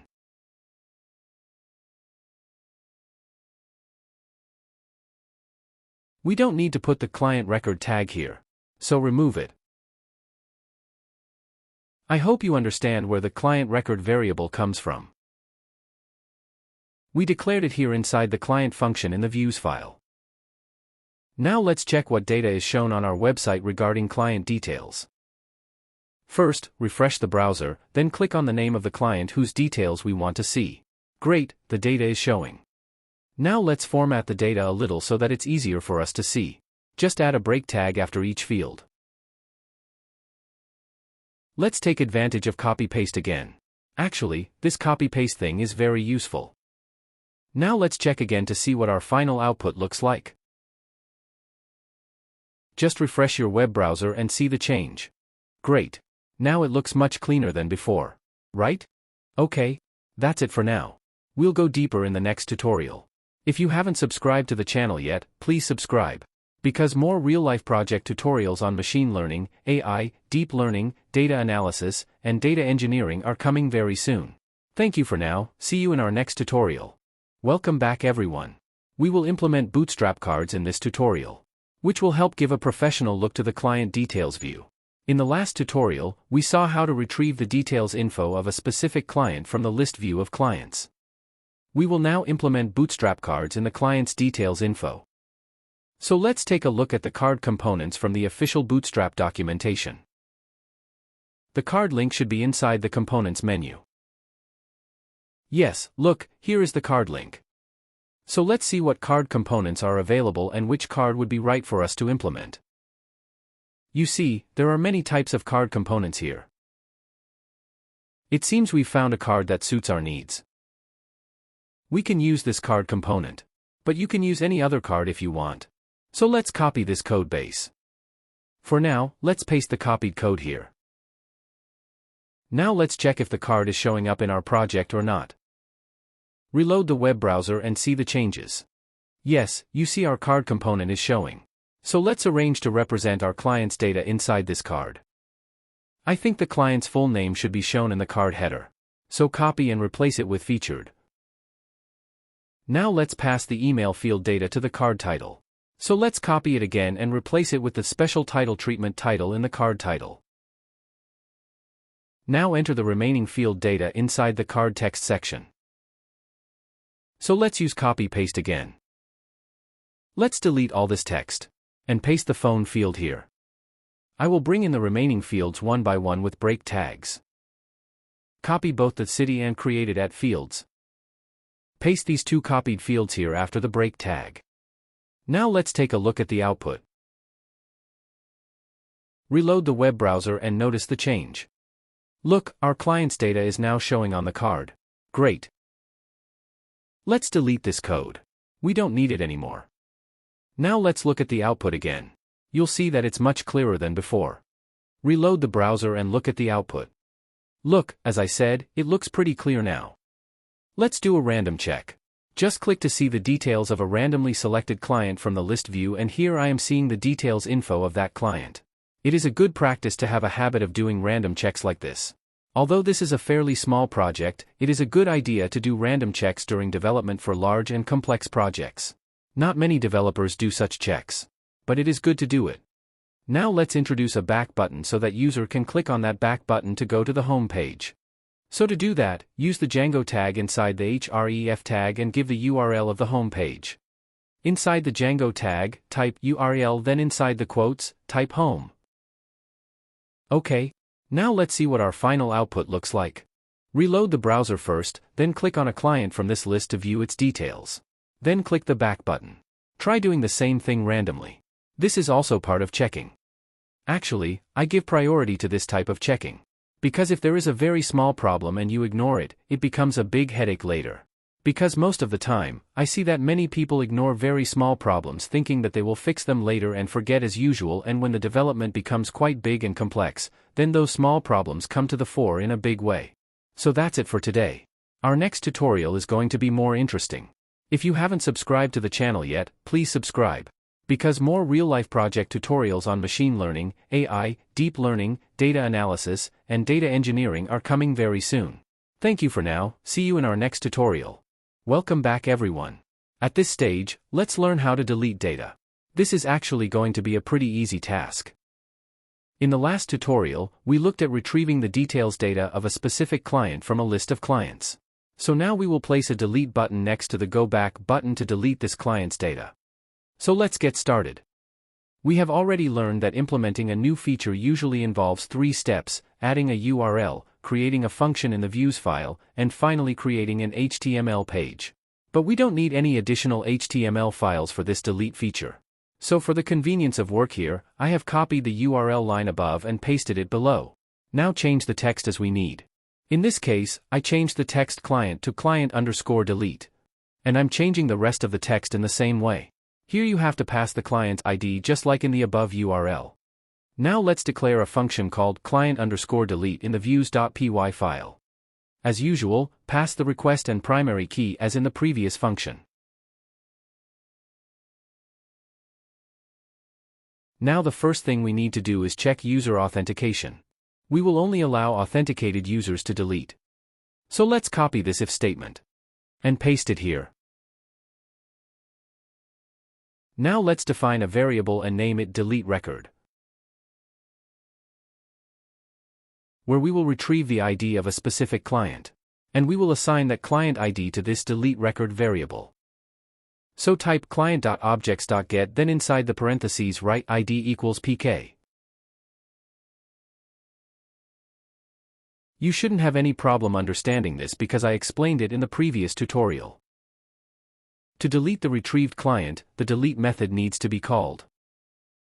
So type delete_record. Then call the delete method. So if the delete is successful, now we should give a message. So let's write a message. So, put the request parameters inside the parentheses and write a message. I am writing the message you have successfully deleted. In fact, the functions for retrieving, updating, and deleting specific data are almost identical, with just a few basic differences. Now, if the data is successfully deleted, I will redirect the user to the home page. Now we need an else statement, where we will send an alert message and redirect to the home page if an unauthenticated user tries to perform this delete operation. In this case, I will give the message you have to log in. And I will redirect to the home page. Now save the view file. Next we need to add a delete button to our client.html page. So let's go to the client.html page and introduce the delete button. For convenience, copy the code of this go back button and paste it below. From the urls.py file we copy this text client_delete. And in the client.html file, delete the text home inside the Django URL tag and paste the copied text here. Now we need to pass our client ID here. Then type client_record.id with a space. Here, in the class properties, remove the text primary and write danger. And write the name of the button as delete. Let's save the file and check it. First reload the web browser, then click on the name of a specific client to go to the details view. Now let's delete this record by clicking the delete button. Great! We were able to successfully delete and you see our success message showing here. So far we have been able to complete the work up to the client list view, their details info and now deletion. Great. Next, we need to add a new client and update the client's info, which we will see in the next tutorial. So that's it for today. If you haven't subscribed to the channel yet, please subscribe. Because more real-life project tutorials on machine learning, AI, deep learning, data analysis, and data engineering are coming very soon. Thank you for now, see you in our next tutorial. Welcome back everyone. We saw in the last tutorial how to retrieve and display the client's list view and its details info. So now let's see how to insert a new client.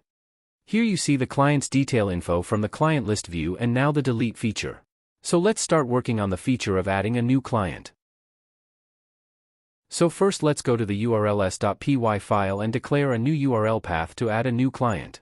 For the convenience of my work, I am copying the URL path of the register.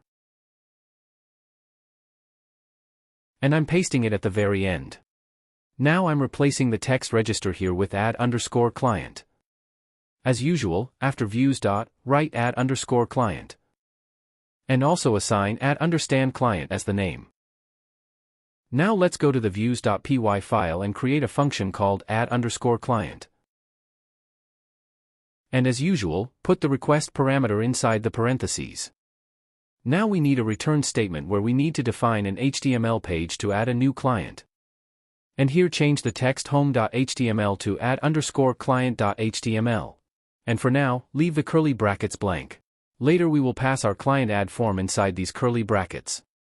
Now let's create the add_client.html page inside the template folder. Now let's copy the extends tag, block content tag, and if statement from the home.html page and paste them into our newly created add_client page. Don't forget to close the if statement and block content tags. Here, I'm writing the title add new client with an h1 tag for our new page. We will add a new button on this client list page right after the title client list, so that by clicking on that button we can go to the page to add new clients. So let's add a button below the title on the home.html page.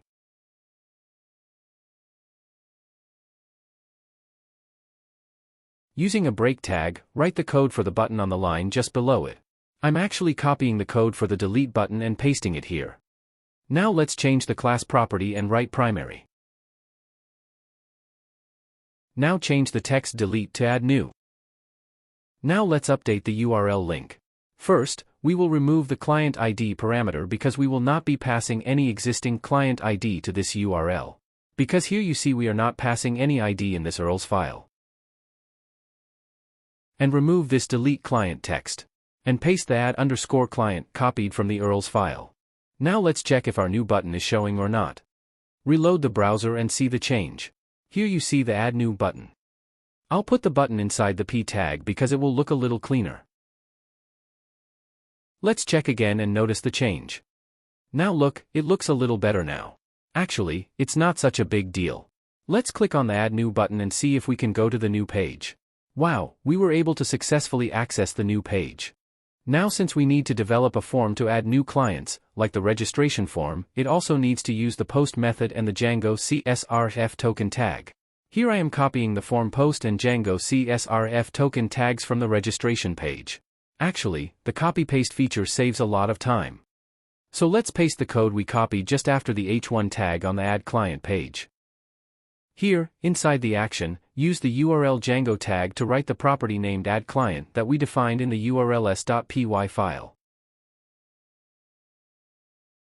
Here you see, in the urls.py file, I defined addClient in the name property. So, copy it and paste it here. Now we will use form.as_p Django tag after our CSRF token tag. Because here we will load our client add form. You already know that to load a Django form, you have to use this form as p tag. Now, let's copy the code for the register button from the register page for our convenience. And paste it under the form p tag. Don't forget to align the form closing tag. Now let's go to the form.py file and create a form to insert a client record. First we need to import the client model class. So type from .models import client. This will allow us to access all the fields in the client table. Now let's define a class for the client add form. It would be great if we maintain some comments for this form, because we will define more forms in this file later. Now we will define a class called addClientForm. And inside the parentheses, write forms.modelForm. This model form will actually help us assign field properties to the client's model class we defined. The full name, email, phone and other fields of the model class can be easily relate with the properties of the form class we defined. Now let's define the client fields whose data we want to insert into the database through the client form, in this addClientForm class. First we will take the full name. Then I'll get the email. Then I'll take the phone number. This may sound a little boring, but we have to define them this way. Then I'll take the address field. Let's take a look at what other fields are left from the model class. Okay, city, state, zip code and created@ fields are left. So take the city field. Now define the state field. Now that the zip code is left, take the zip code field as well. Let's check again to see if there are any fields left. Oh, the created@ field is left out. Let's add this field too. Okay, to make our work easier at this stage, let's copy the text input code for full name from the fields we defined for the registration form. So let's copy this code. And paste it in this full name field. And for the email field, copy it from the registration form in the same way. And paste it along with this email field. Since I defined the remaining fields as character fields, I can copy the full name input field and apply it to all the remaining fields. So let's copy it and paste for all the remaining fields respectively.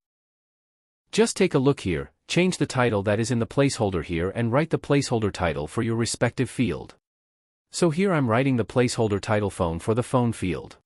Now do the same for the remaining fields. Let me tell you a little bit, if you want to use any other input type like dropdown, radio button or text box here, change char field to the field type you want to use. You can take help from Django official documentation for this. Well, you remember that we had set the created@ field data to be auto-inserted into the database as the current date time by default. So we don't need to put this field in the form here. Let's delete it, it's not needed, the database itself is capable of handling it. Now let's define the meta class, where we will assign a model class named client. So write model equals client. We will not insert any data of the logged in user into this table, so we will exclude it. So type exclude equals, then type user in parentheses with quotation marks. Put a comma at the end and then save the file. Now let's implement some logic in the views file. First of all, let's import our addClientForm class.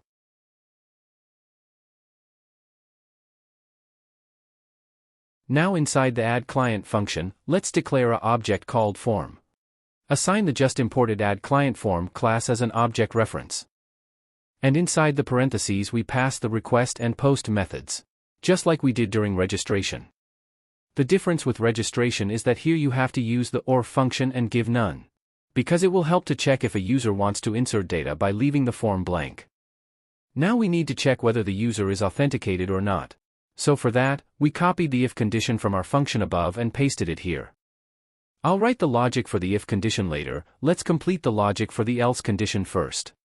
So if the user is not authenticated, we will first show the user a message and redirect them to the home page. So, type message.success, then pass the request parameters inside the parentheses. Then add a comma and then a message inside the quotation marks. I am writing the message you have to log in to add new record. And let's redirect to the home page. So type return redirect then type home inside the quotation marks. That's enough for the else condition. Now let's implement the logic for the if condition. We will use another if condition where we will check the post method. So type if request.method equals then type post inside the quotation marks. Now we need to validate the form, so inside this if condition we will have another if condition where we will check whether the form is valid. So type if space form.isValid. This is actually a built-in field validator in Django that validates the fields defined in the model class. Now let's define an object called add_client that will save the client's data to the database. So let's call the form.save method to save the client's data to the database. Now, when the data is saved, a success message should be shown to the user, right? So write message.success. Then, as usual, pass the request parameters inside the parentheses and write a message. In this case, I am writing the message new client added. Now we will redirect the user to the home page where we have a list view of our clients. We missed one thing. That is, if the user is authenticated, we should take them to the client add page, right? So if you are an authenticated user, write return random then pass the request parameters inside the parentheses. Then put a comma. And give this file name to the add client page that we created. Here we paste addClient.html. Again, put a comma and pass the form inside the Django tag. We will basically pass this form object where we have defined an object reference named addClientForm. So inside the Django tag write form:form. So now save the file and let's take a look at the output of the work we've been doing so far. We are already on the add new client page, so we just need to reload the page. Wow! Our form is showing here. Let's start from home page. Click on the add new button. OK, showing the form to add a new client. So let's fill out this form to add a new client. I entered my full name as Robin. Now I am using the same name Robin as my email address. I'm giving you a random phone number here. I'm entering a random address in the same way. Here I am entering Dhaka as a city and state. I actually live in this city. Finally, enter the zip code and click this button to save it to the database. Wow, look, our new client's data has been successfully saved. We also see the success message here. Now let's log out and try to access the form to add a new client. So to do that, enter the URL link to add the client in the address bar and hit enter. Here you see the message you have to log in showing. So our logic is working successfully. Nice. Now let's log in and see if we can access the client add form. Okay. Log in successfully and we can access our form by clicking the Add New button. We will now add another new client and see if everything is working properly. Now I am filling out the form with the name Tanya. I don't know if this email address exists. I'm just entering a random email. Now enter the remaining fields such as address, city, state, and zip code. Now click on this button to save. The button name here should have been save. Anyway, our new client has been successfully saved. Here you see our new client is showing in this list. And by clicking on the name we can see its details and the back button is also working properly. Now let's add another new client and later we will delete this record, so that we can check whether the delete feature is working properly or not. Here I am adding a client named test data. Finally, enter the zip code and save. Great. New client successfully saved. Let's delete it now. Wow. Delete also worked properly. Great. Now let's look at our database. We need to look at the database too. Let's access the client table from our MySQL database. I have mentioned before that I am using a plugin for VS Code to access the database. Here you see that our last two added clients are showing and the deleted client named test data is not here. And you see that the created at field is also autofilled according to the date time of the form filling. So that's it for today. If you haven't subscribed to the channel yet, please subscribe. Because more real-life project tutorials on machine learning, AI, deep learning, data analysis, and data engineering are coming very soon.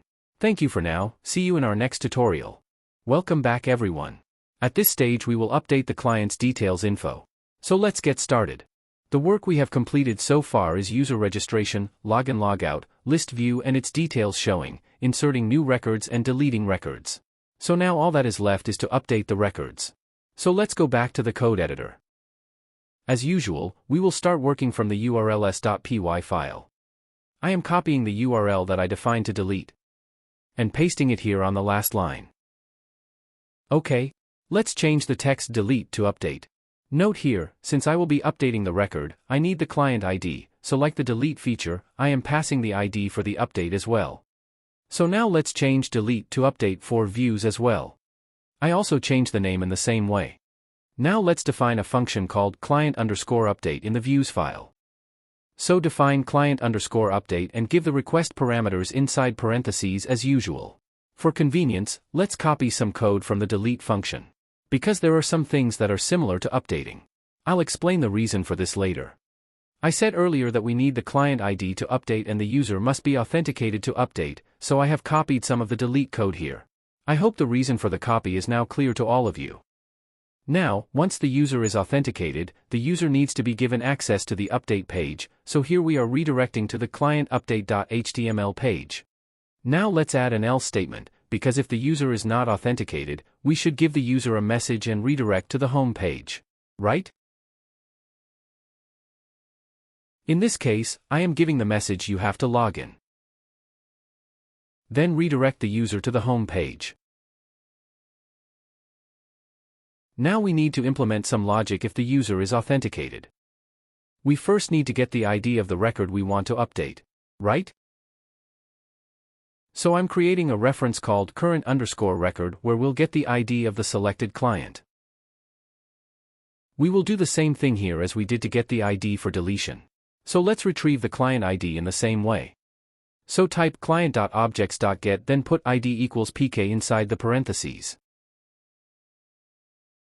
For the update, we will use the same form we used to save it. So let's copy this and paste it for the update function. To update here, all the properties of this form will remain the same, like adding a record. I'll just add one additional property, which is instance.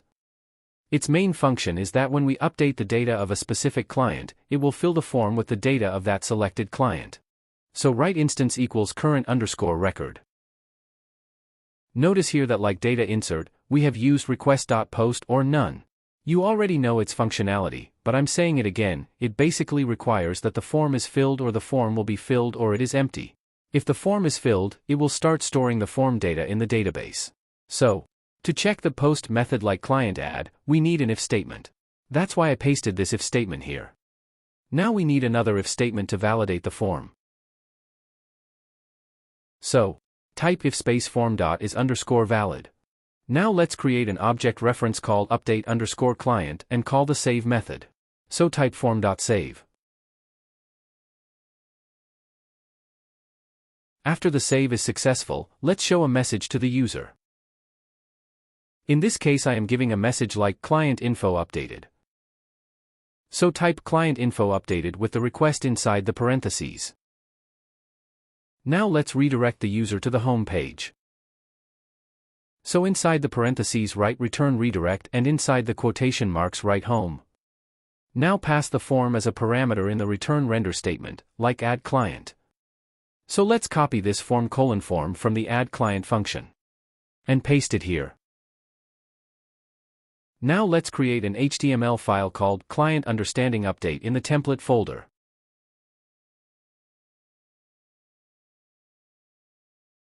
Now let's copy the entire code from the add client HTML file. In fact, both record addition and record update require almost the same work.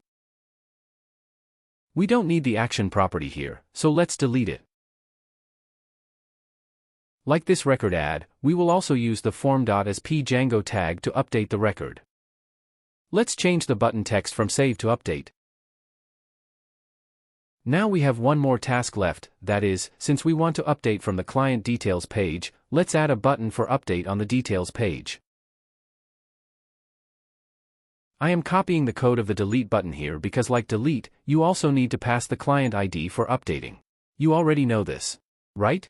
So, paste the copied code right after the delete button. And change the text delete to update. You probably remember that we defined a URL in the URLs file to update the client. So let's copy client_update. And paste it here. And here I am passing the client's ID. So let's do a brief summary. When the user clicks on the update button from the details page, it will populate the update form with the details of that selected client on the details page according to that client's ID. And after updating the client's info, when the user clicks the update button, the data will be updated using the Django form tag through the update function defined in the views file, through the form post. Here you see the Django form tag defined after the token tag, and as you already know I have used the client add form here. In fact, data transactions are made from the HTML page to the views update function through this Django form tag. This is actually a good feature of Django. It saves a lot of work. Here you see how the client ID is being passed from the details page and which is calling the views function defined in the URLs file with the client ID. I hope you all understand the matter. If you still have any questions, you can ask me through the comments below. Now let's save the files and see our output. Before looking at the output, let's terminate our server and run it again. Although it's not necessary, it's good practice to reload the server after making any major changes. Okay, our server is running, now let's look at our output. Reload the browser first. Click on any client's name from the client list to view their details on the details page. Look here, our update button has been shown. By clicking on the update button, you will see that the client's details info is being shown in the update form. Let's update the data in the address field. Then click the update button to update the data. Great, the data has been updated. You see the success message above. Let's take a look at the update on the details page again. Here you see the update. Now let's add a new client by clicking the Add New button. Here I am writing my full name Tanvir Rahman. I am entering my personal email address here. Just enter a random phone number. It's not actually a valid phone number. I'm giving you a random address in the same way. Entering the city, state, and zip code. And click the Save button to save. Okay, we have successfully added a new client. And look, its ID is 13. So let's look at the details of this client. Take note of this address here. Let's do some updates to this client now. In this case, let's update the name of this client. Then hit the update button. It has been successfully updated and you see that its ID is remained same, which is 13. We should change the color of the update button. Go to the client page. And change the danger text to secondary. Let's go to the browser and see the change. Just reload the browser. Look, the color of the update button has changed, it looks quite appropriate now. Now let's do the final check. In this case, I will update the last updated record. Here I am just updating the name and address.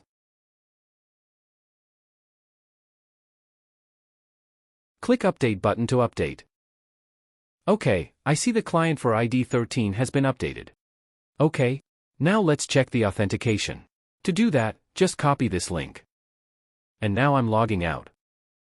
Now let's enter that copied link into the browser's address bar and hit enter to access the details of the client with ID number 13. You see, we can see the message you have to log in. Okay, so we've almost completed the project. We registered users, added new clients, showed client lists, updated client records, and updated records. Now let's push the work we've completed so far to the GitHub repository. In fact, this CRUD operation is applicable to almost all types of websites, be it a business application or a dynamic website or a social networking site like Facebook, Twitter or Instagram. No matter what you say, this CRUD operation is performed. We will develop features for searching operations, PDF and Excel report generation in the next tutorial. And finally we will Dockerize this project. Okay, our project has been pushed to the repository. Now let's check the GitHub repository to see if our project has been successfully pushed or not. You see, the message that was commented on when I just pushed to Git is showing here. You can find the full project in this Git repository. I have given the Git link of this repository in the description box. So that's it for today. If you haven't subscribed to the channel yet, please subscribe. Because more real-life project tutorials on machine learning, AI, deep learning, data analysis, and data engineering are coming very soon. Thank you for now, see you in our next tutorial. Welcome back everyone. At this stage we will work on relational DB table operation.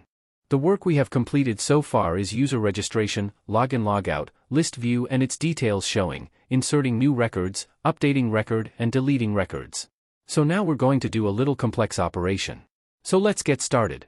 So our initial plan is to view client-wise product purchase details from the list view on the home page and sell the product to a client. I won't focus too much on UI UX here, I'll just show the main functionality here. So let's create a product table where the client table will be referenced as a foreign table. Because we will be selling our product to some client. Right? So let's create a model class called product. And as usual, write models.model inside the parentheses. Now let's define a field called client, which is actually a foreign key for the product table. Here the foreign key is actually referring to the ID of the client table. So refer to the client table inside the parentheses. Here put on_delete equals models.cascade. The on_delete equals models.cascade option is used in Django's models to specify that when a referenced object is deleted, the objects that reference it should also be deleted. It's a way to maintain referential integrity in your database. The attribute is related_name, very useful in Django when you want to give a meaningful name to the reverse relationship. Using related_name can make your code more readable. Actually, by default, Django would use something like product_set if no related_name is specified.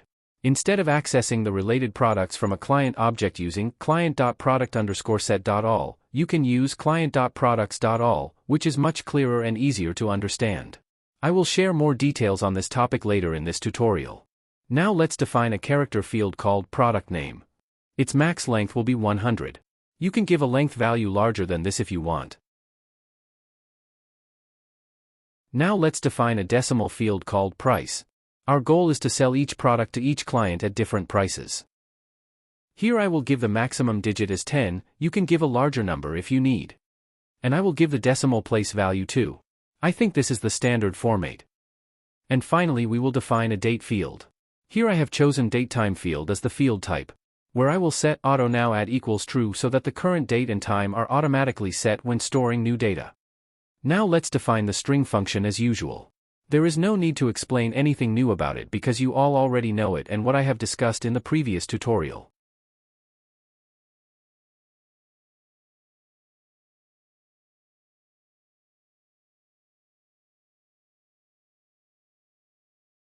Since we have defined a new model, we need to run the make migrations and migrate commands. Right? I hope you all know the reason for this already because we discussed it in detail in the earlier tutorial. So first run the make migrations command. Yes, it has completed successfully. And you see a new py file has been created in the migrations folder. Now let's run the migrate command. So type python manage.py migrate and hit enter. Great, this also has been completed successfully. Now let's register this product module in the admin panel. So create a class called productAdmin, and pass admin.modeladmin inside the parentheses. Now let's define a list of the fields we want to see data for in the admin panel. In this case, I want to see the client's name in the admin list. Then I want to see the name of the product. So I copied the product underscore name from here, and pasted into this list. And finally I want to see the price in the admin list. So I copy that too. And I pasted it here. For now, I want to see the data of this field in the list in the admin panel. Now let's run the server. Okay, the server is up and running. Now let's get to the admin panel. Oh, where is our product menu? Why isn't it showing? It seems I haven't registered our product module in admin. Let's check. Yes, my assumption is correct, we did not register the product module in the admin. Let's register in the admin. So, type admin.site.register. Then, inside the parentheses, we pass our model class product and the productAdmin class. But before that we need to import the product model class. Now, inside the parentheses, we pass the product model class and the productAdmin class. Now save the file and let's check in the admin panel whether our product menu is there or not. Reload the web browser first. Yes. Look, our product menu is now showing. Great. Let's insert some random data. Notice here that our client field is showing as a dropdown and all the client data is showing as an object in this dropdown because it will store only the client ID as a foreign key. Now let's fill in the remaining fields. And click the Save and Another button to enter some more data for another client. After this, we will work on our web application, which will be quite interesting and a bit complex. But I can assure you that I hope I can explain it to you in a very simple way. I want to share something with you with sadness. Many of you have watched my tutorials and I believe you are also benefiting from these tutorials, but most of you are not subscribing to my channel. I have shared the statistics with you here. Actually, creating this kind of content takes a lot of effort and time and is quite difficult. Which you get here for free. So if I do not get your support, I naturally lose my enthusiasm. My goal is to share with you what I have learned from my 12+ experiences. I promise that very soon I will share with you real-life project-based tutorials on machine learning, AI, deep learning, data analysis and data engineering. So please support me and subscribe to my channel. Okay, let's get back to our tutorial now. Here you see I've already inserted some records which you see in this list in the admin panel. Now our next task will be how to handle relational table operations in our web application. So we will introduce a link next to the ID of this list. When we click on that link, we will show the product purchase history of a specific client and also show the sale of a new product to that client. So let's get back to work. Actually, from now on, the work will start getting a little complex, as I said at the beginning. I would like to request you to watch my previous tutorials if you haven't watched them first. Click on the I button above to get the tutorial series. The link is also given in the description box below. So first we go to the home page and introduce a link called products here, and by clicking on that link we want to see the product purchase history of a specific client. Here write product in the URL which we will define in the urls.py file. So let's go to the urls.py file. For convenience, let's copy this line. And paste it here on the last line. Here, in the list view of the home page, product is given as the URL action. This is what we need to define in the urls.py file. You already know this process. And here you see I'm passing the client ID to the URL. Now let's declare a function called product in the views.py file. You also know this process. I'm maintaining comments here. Actually, it's a good habit to maintain it. Okay. Now let's define a function called product. And as usual, we need to pass request and client ID inside the parentheses. Because we will be looking at the product purchase history of a specific client. Right? The first thing we will do is check user authentication. So let's copy this authentication check statement. If you have any confusion about this, check out the previous tutorials. Now let's first retrieve the client's ID and assign it to a variable called client. Here we take the client model class inside the parentheses and assign its primary key as ID. Now let's retrieve the list of products.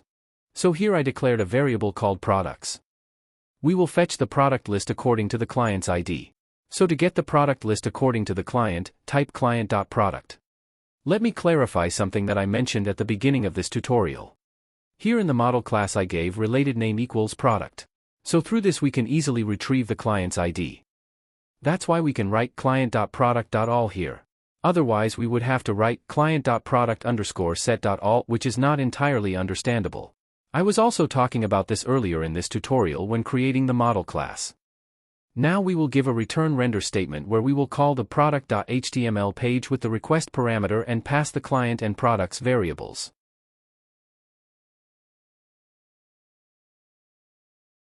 Now let's write an else statement, because if the user is not authenticated, we will show a message and redirect him to the home page.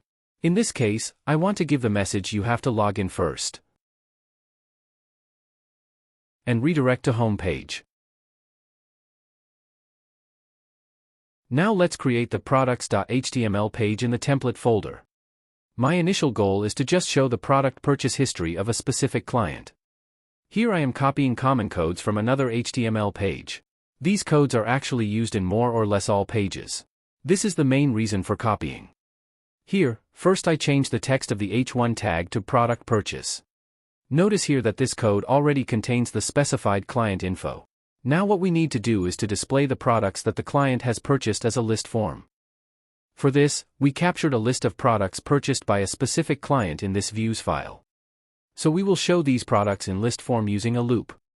So let's run a loop of products here. I'm replacing service with product.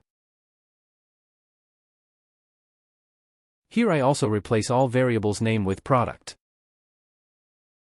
Next I will change the names of the fields defined in this product model. So first, let's change the service text to product, because we've looped through the product. Now we will take the fields from the product model. Let's take the product name field first. Replace the service name text with product name. Now let's take the price field. In the same way, replace the text amount with the text price. And finally, let's take the date field. And replace the text service date with the text date. Okay, we've pretty much completed our initial work. Oh, one last thing left to do. Here, above the h1 tag, there is a button. This button will be needed to add a product. So let's change the text of this button to new product. Here I will change the URL action name of the new product button later. Let's see if the URL action name product is given on our home page or not. Yes, it is given here. Through this, we can access the product page. Reload the browser and see the change. Look here, a link called product is showing with each record. Click on any of the links. Here you see a purchase history of client ID number 13. Let's go back to the editor here. You can see that the URL action new service is given to the new product button. Clicking on the new product button will redirect you to the new service page. So now we will use this new product button to enter a new product purchase record. Now let's name the URL action new product so that we can enter a new product purchase record. Now we need to define a path called new product in the urls.py file. So let's go to the URLs file. I'll copy this line for convenience. And paste it at the very end. Now we need to give the URL action name that we gave for the new product button on the product page to this URL path. Here, enter the text new_product as the name, views, and path respectively. Now, let's create a function called new_product in the views.py file. Now let's go to the views file and create the new_product function. It's actually a good practice to write a comment before writing a function so that we can keep track of each function. So define the new_product function. And as usual, pass the request and client ID parameters inside the parentheses. Now first we need to check the user authentication, so let's apply an if condition to check the user authentication. Now we need to declare a variable called client, which will get the ID of the selected client. You already know how to retrieve the ID of a specific client. Now let's bring the products purchased by the client. Although it was not needed, I am still keeping it in case I need it later. Now since we will be entering product purchase records, we need to do this through a form, so we need the post method. Now we need to declare an object reference for our form, so let's create an object reference called form. Oh! Have we developed any form for this yet in the forms.py file? We haven't developed any form for this yet. Let's first create a form for this in the forms.py file. Okay, let's create a class called newProductForm and pass the forms.modelForm parameter inside the parentheses as usual. Before moving forward, let's first import our product model class.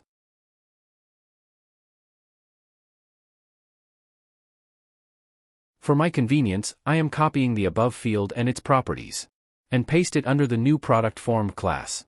I copied this because the form properties of the service form and the properties of the product form are almost the same. Now let's see which field properties can be added to this form from the product model class. Here we will only consider the price and product name fields, where we will auto-set the client ID.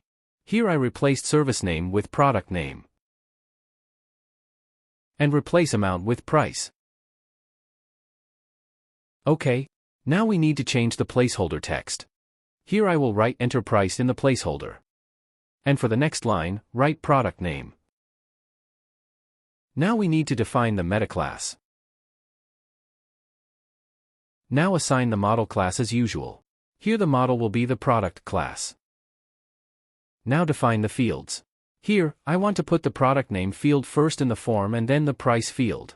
So first I will put the product name in the array and then the price. Now we need to write the init function where we will set the client's ID through the keyword argument. Since I did the same thing for the service form, I copied the code block from there. This code block basically works in 4 steps. Step 1, Initialization method. The init method initializes a new object. Step 2, args and quargs. These are used to pass a variable number of arguments and keyword arguments to the method. Step 3, Extracting client, extracts the value of the keyword argument client from quargs and assigns it to self.client. Step 4, Calling the superclasses init, calls the initializer of the superclass, passing along any remaining args and quargs. Now let's go back to the views file again. The first thing we need to do is import our new product form class. So, import it. Now let's implement the functionality for the new product form. So, after checking the post method in the if statement, let's define an object reference for new product form called form.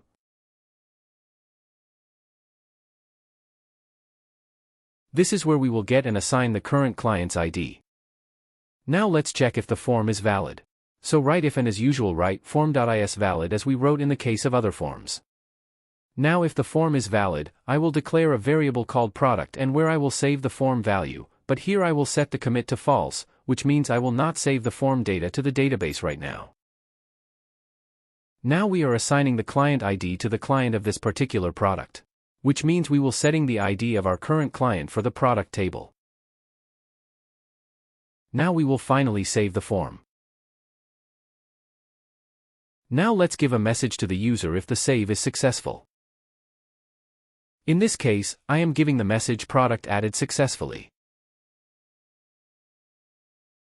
And after that I will redirect to the product page. Now I will redirect to the product page. At this stage, we need an else statement because we need to give the user a message if the data is not saved. In this case I am giving the message product not added.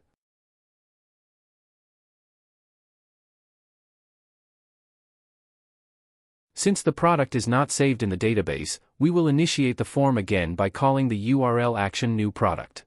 Here, the new product action actually refers to the URL action, which we defined as a name in the urls.py file. So far we have seen what to do if the form is valid and what to do if it is not valid. Now we will see what to do if the form data is not posted. We will do the same thing here as in the previous line, that is, initiate the form again by calling the URL action new product. Although this else condition could have been avoided. It could have been done by redirecting the user to the list view page with a message. Now we will define newProduct.html in the return render statement. And also pass the form through the Django tag. Everything I've done so far is form related. Now let's write the final else statement, where we'll provide the logic for what to do if the user isn't authenticated. In that case, I will show a message to the user and redirect to the home page. You can implement other logic if you want. But for now, I will show a message and redirect to the home page. That's all I will do, I won't make it too complex.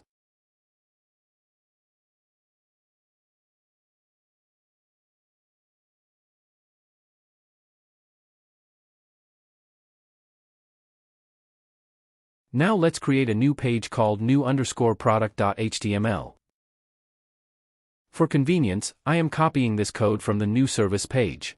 Actually, you already know about this codebase, we discussed the details while developing the registration feature, so I don't see much discussion about it here. Still, if you have any questions, you can ask them in the comments. Here, I am just changing the service text in the h1 tag to product. Now let's run the project. Let's go to home page first. Click on any product link. Now click the New Product button. So let's add a record, which is adding a record for client ID 4.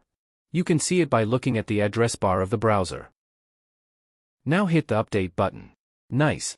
You see, our new record has been added. Let's add another record. Here I gave 565234 as the price. Now hit the Update button. Great, this record has also been updated. Now let's add another record for another client. Notice here that the ID of this client is 13. We will now add a record for this client. Here you see that this client only has one product purchase item. Let's add another product for this client. Enter the product name and price and hit Update button to insert this record for the client ID 13. Now look here, there are two records showing for this client 13. So we have learned the use and implementation of relational database with Django. Great. In my next tutorial, I will show how to export data as PDF and CSV. So that's it for today. If you haven't subscribed to the channel yet, please subscribe. Because more real-life project tutorials on machine learning, AI, deep learning, data analysis, and data engineering are coming very soon. Thank you for now, see you in our next tutorial. Welcome back everyone. At this stage, we will work on client search or filtering features. For now, my plan is to develop a very basic searching or filtering feature because it will be easier for you to understand. But I will also show the advanced level in another tutorial. The work we have completed so far is user registration, login logout, list view and its details showing, inserting new records, updating record and deleting records. So now we will add the search feature. So our target is to have a search box above this list view, where the user can type something and search. So let's get started. So since we will show the search box on the home page, we will show this search box below the buttons and above the list. So I'll take a p tag here and show our form inside it. Then inside the p tag, we will have a form tag for the search feature. Now inside the form tag, we will have a text input field where we will basically write something to search for. So type input type equals text. Write Q in the name property. Q here means query. You can write anything else here. Now we will take a placeholder property of this search box where we will write search by name or city. Now we need a search button. So let's add a search button so that the user can type a name or city in the input box and click on this search button. Although the same task can be accomplished without the search button, we will learn that in another tutorial. Now save the file and let's check it out. Great, our search box is showing. So here we will search by typing something in this search box and clicking the search button. So let's go back to the code editor. So now what we need to do is, after hitting the search button, we need to perform an action on the search text and for this, as we all know, we need to write a function in the views file. I am maintaining some comments for this code block. Before writing the function, we need to declare a Django package named Q. This is a built-in package of Django. So type from django.db.models. Then import Q. Here the Q object in Django's ORM is used to create complex queries by combining different conditions using logical operators. It helps to build more sophisticated queries. Before writing the function, let's define a path for the search in the URLs file. I'll name it search_client. I usually try to keep the same name in the views file and for the name property as well. Now let's define a function called search_client as we have given the path name in the URLs file. And pass the request parameters as usual. Now we will declare a variable called query. And this variable will basically be assigned the text we type in our search box. Now we will pass Q as the key inside the get method and pass an empty parameter. Here basically the name equals Q that we gave in the search box on the home page is being mapped as the key. In fact, this empty parameter will be mapped to the text value that we will write in the search box to search. Now let's declare an empty array called results where our search query results will actually be stored as an array. Now let's use an if condition for the query, where we will put the data retrieved for client based on the search filter into the result array. Now if there is a query and there is some client data, we will store that client data in the result array. Now write object.filter. And call the Q object inside the parentheses. Now we will take the first name field defined in the model class. And paste it as a parameter to the Q object. Now write I contains with first name followed by __ and which will be assigned with the query value. The I contains lookup is case insensitive, so it will match any client's names that contain the keyword regardless of case. To combine multiple conditions, you can use the Q object using bar. Now since I will also search by city field, I will use iContents for city field as well. Now we will write the return render statement. And provide the request parameters as usual. Then, inside the quotation, we define a HTML page called search_client. Now we will pass the result array. And I will also pass the query variable along with it. Let's create the search_client.html page in the templates folder. To make our work easier, let's use some common code, which you all already know which code blocks we actually need. There's not much to explain about these, we covered these topics at the beginning of this tutorial series. We write a header for this page with the h1 tag here. Now we want to show what we type in the search box. So I'm writing search result for with an h tag inside a p tag. So I use a Django tag. And here I will print the query that I passed. Now we need to run a for loop and show the data list based on the search query. So we will run this loop inside the UL tag. I've already said that I'm not really focusing on design right now. So we'll do this loop on the results we pass in views file, which basically contains the filtered client list. We will show our client list inside the li tag. And in this case, I want to see the client's name and city. I am writing the sentence resident of to make it a little more meaningful. Then I am also showing the city value of that client. After the loop, intending should be maintained.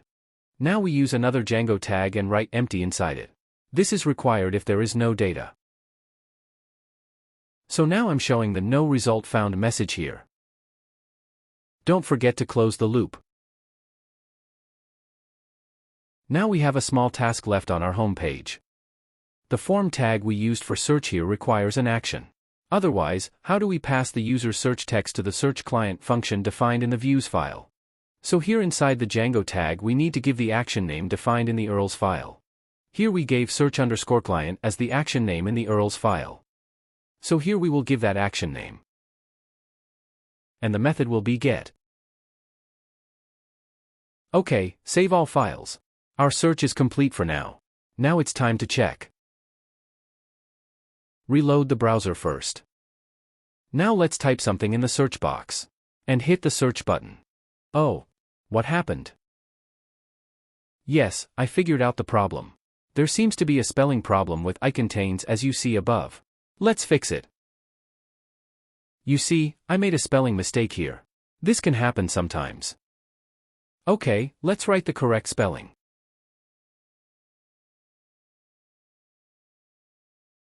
Save this file and check again. Just reload the browser. And here is the search result we can see. You see there are 3 records we found for the text tan. Let's check one more time. This time I am typing ROB, and then hit search. Now we get only one record for the text ROB. And here we see a client named Robin who is from Dhaka. Actually, it's my nickname. Now let's search with the city name. In this case I am typing Dhaka. Now look, we have two client records. One client is named Robin and the other is named Tanvir Rahman. So we have also completed the search feature. Great. So that's it for today. So in the next tutorial we will export the client list as PDF and CSV file. If you haven't subscribed to the channel yet, please subscribe. Because more real-life project tutorials on machine learning, AI, deep learning, data analysis, and data engineering are coming very soon. Thank you for now, see you in our next tutorial. Welcome back everyone. So far we have covered almost all the features needed for a web application. Now the only thing left is to develop the export feature. Now we will see how to export a CSV file. So let's get started. So our plan is that we will export this client list as a CSV file. Although developing this feature is not very complex and you will understand it very easily. So let's go back to the code editor.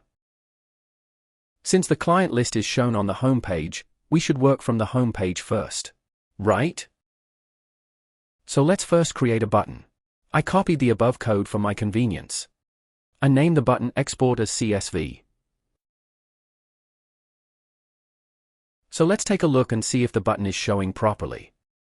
Reload the web browser. You see our export button is showing.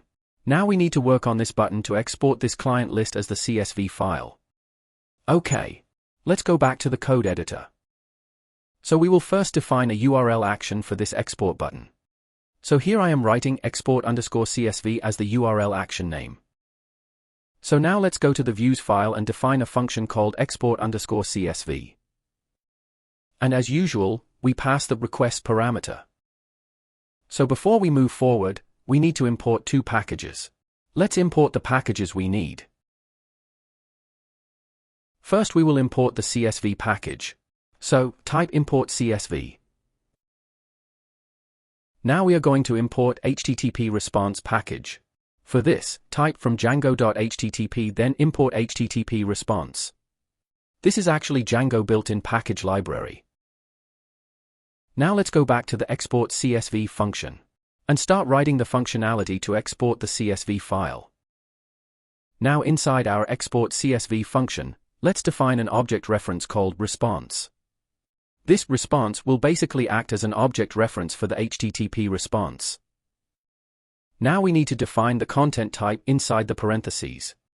So type content_type equals text/CSV. Here text/CSV must be written inside the quotation marks. Now we need to define the content disposition header in the response array. Here content disposition will basically request the browser to download a file. Now type $sign and inside the quotation marks write attachment then put a comma after that type file name equals clients.csv. If I explain it in a little more detail, it will become clearer to you. First, we created an HTTP response object with its content type set to text/CSV. Then, we set the content disposition header to attachment. File name equals clients.csv. This tells the browser to download the file as an attachment with the specified file name. And finally, we use Python's built-in CSV module to write data to the response. We are now going to write the data to the CSV file. So I am maintaining a comment for this. Actually, maintaining comments is a good practice. So here I first define an object called writer. And set the appropriate content type for the response and use csv.writer to write the data to the response. So write response inside the parentheses. Now we will define the header for the CSV file that we will export. In other words, we will define what column headers will be in the CSV file. So type writer.writeRow. And we define the table columns we want to export by defining an array inside parentheses. So let's see what columns we can consider from the model class. From here you can consider the full name, email address, phone number and city fields. Okay.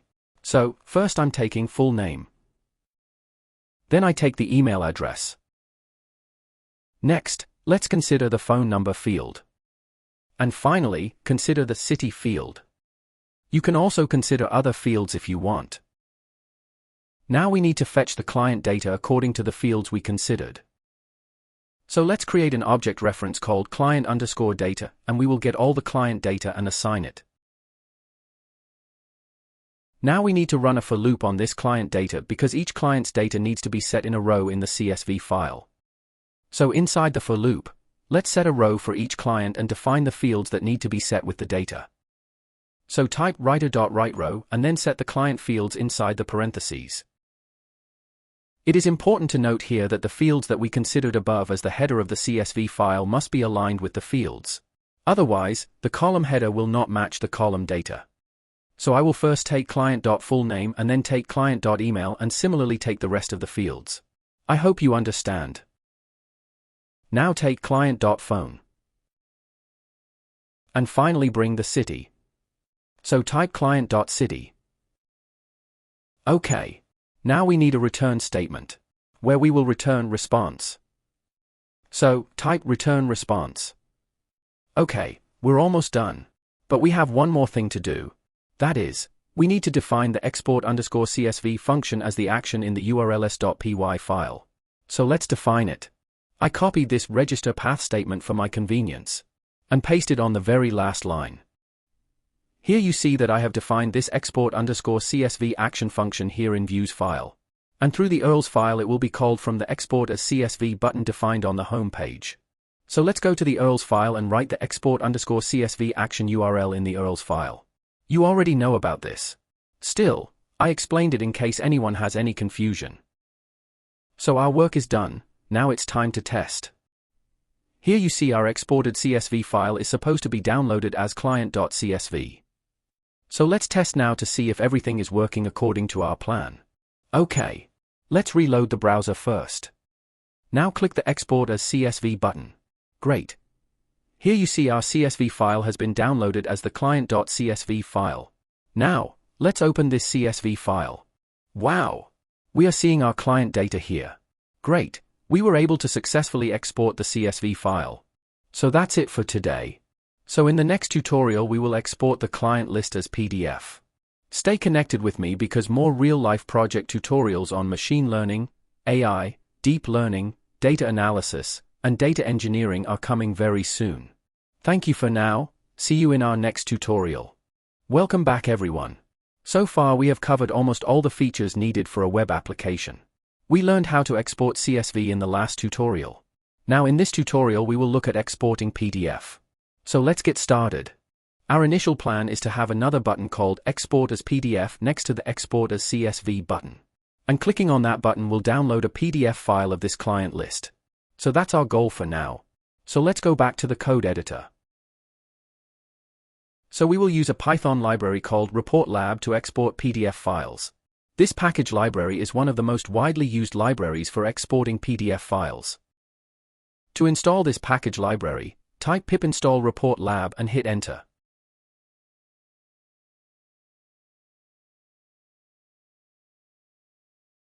OK.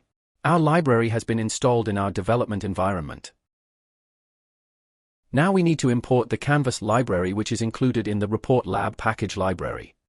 I will import this library on the line below the CSV library. However, you can write it on any line you want. So, type from reportlab.pdfgen then import Canvas. OK. We have imported the required package library. Now let's get back to our main task. Although importing the package library is also part of the main task. Anyway, now we need to write the function to generate the PDF. Before that, let's maintain some comments. I am writing a comment for the function that I defined in the last tutorial to export the CSV file.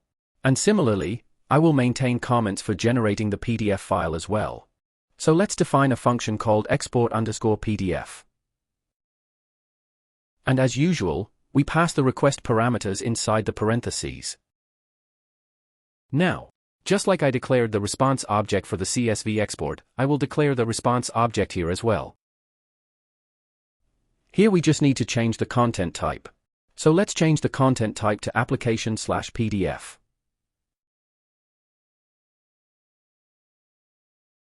Just like I used content disposition for CSV export, I will use it here too, where I will just change the file name to client.pdf. Content disposition has been discussed in the previous tutorial. Now, we will declare an object named PDF data for the canvas that we imported from the Report Lab library. As usual, I'm maintaining some comments here. So, declare the object named PDF_data. And to set the canvas, write canvas.canvas. Note that after the dot, canvas will be written with a capital C. Then, inside the parentheses, we will pass response and page size equals letter as parameters. Okay, now we need to import the letter library. This letter library is also included in the Report Lab package library. So let's import the letter library. So, to import, write from reportlab.lib.pagesize. Then import letter.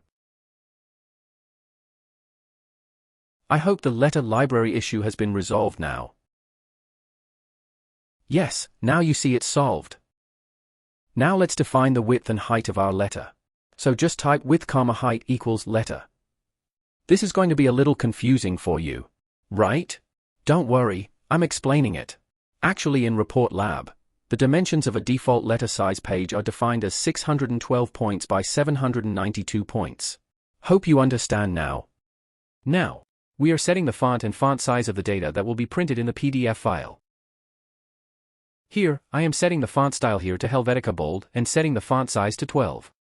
Now, we need to add the client data headers to the PDF file.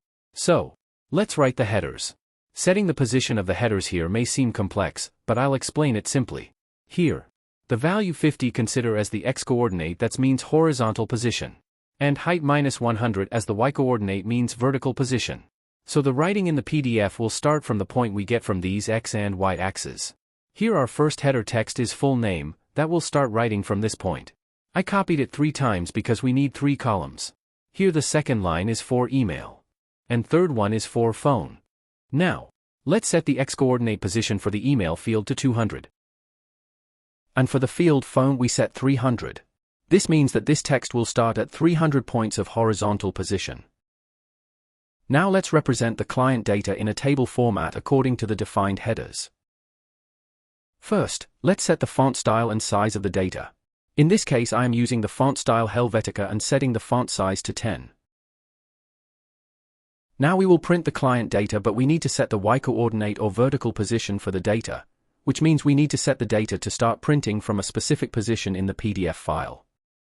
So let's declare a variable called y and set its position to height -100.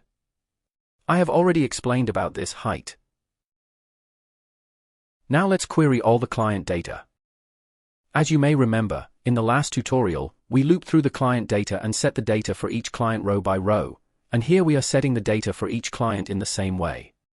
For the convenience of our work, let's copy these headers and paste it inside the for loop. In Python, it is very important to maintain alignment properly. We shouldn't have any font setting issues here, right? Let's remove this line. Here, there is no problem in maintaining the horizontal position statically, but the vertical position, which means the y-coordinate, has to be maintained dynamically. Because after each loop, another client's data will be written to the PDF file, which will basically be placed dynamically as the vertical position. That is why we have declared y as a variable above the loop, and while writing the PDF data inside the loop, we are setting the value of y variable, which means the value for vertical position. Now, since we will be showing each client's name, email, and phone number in each row, let's set the values of each client's name, email, and phone from the client data in each loop. Okay, we are done setting the values for the client's name, email, and phone number. Now, we are resetting the y value because it will reset the vertical position for the next row to show the data for the next client. I am maintaining comments here so that later you can look at this code and understand why this logic is implemented here.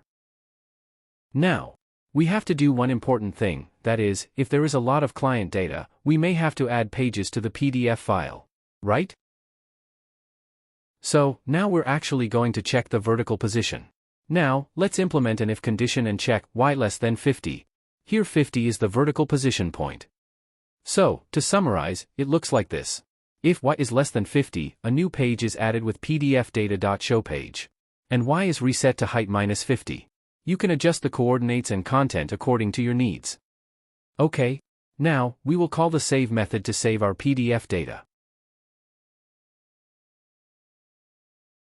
Now finally we will return the response object. So, type return response. That's it.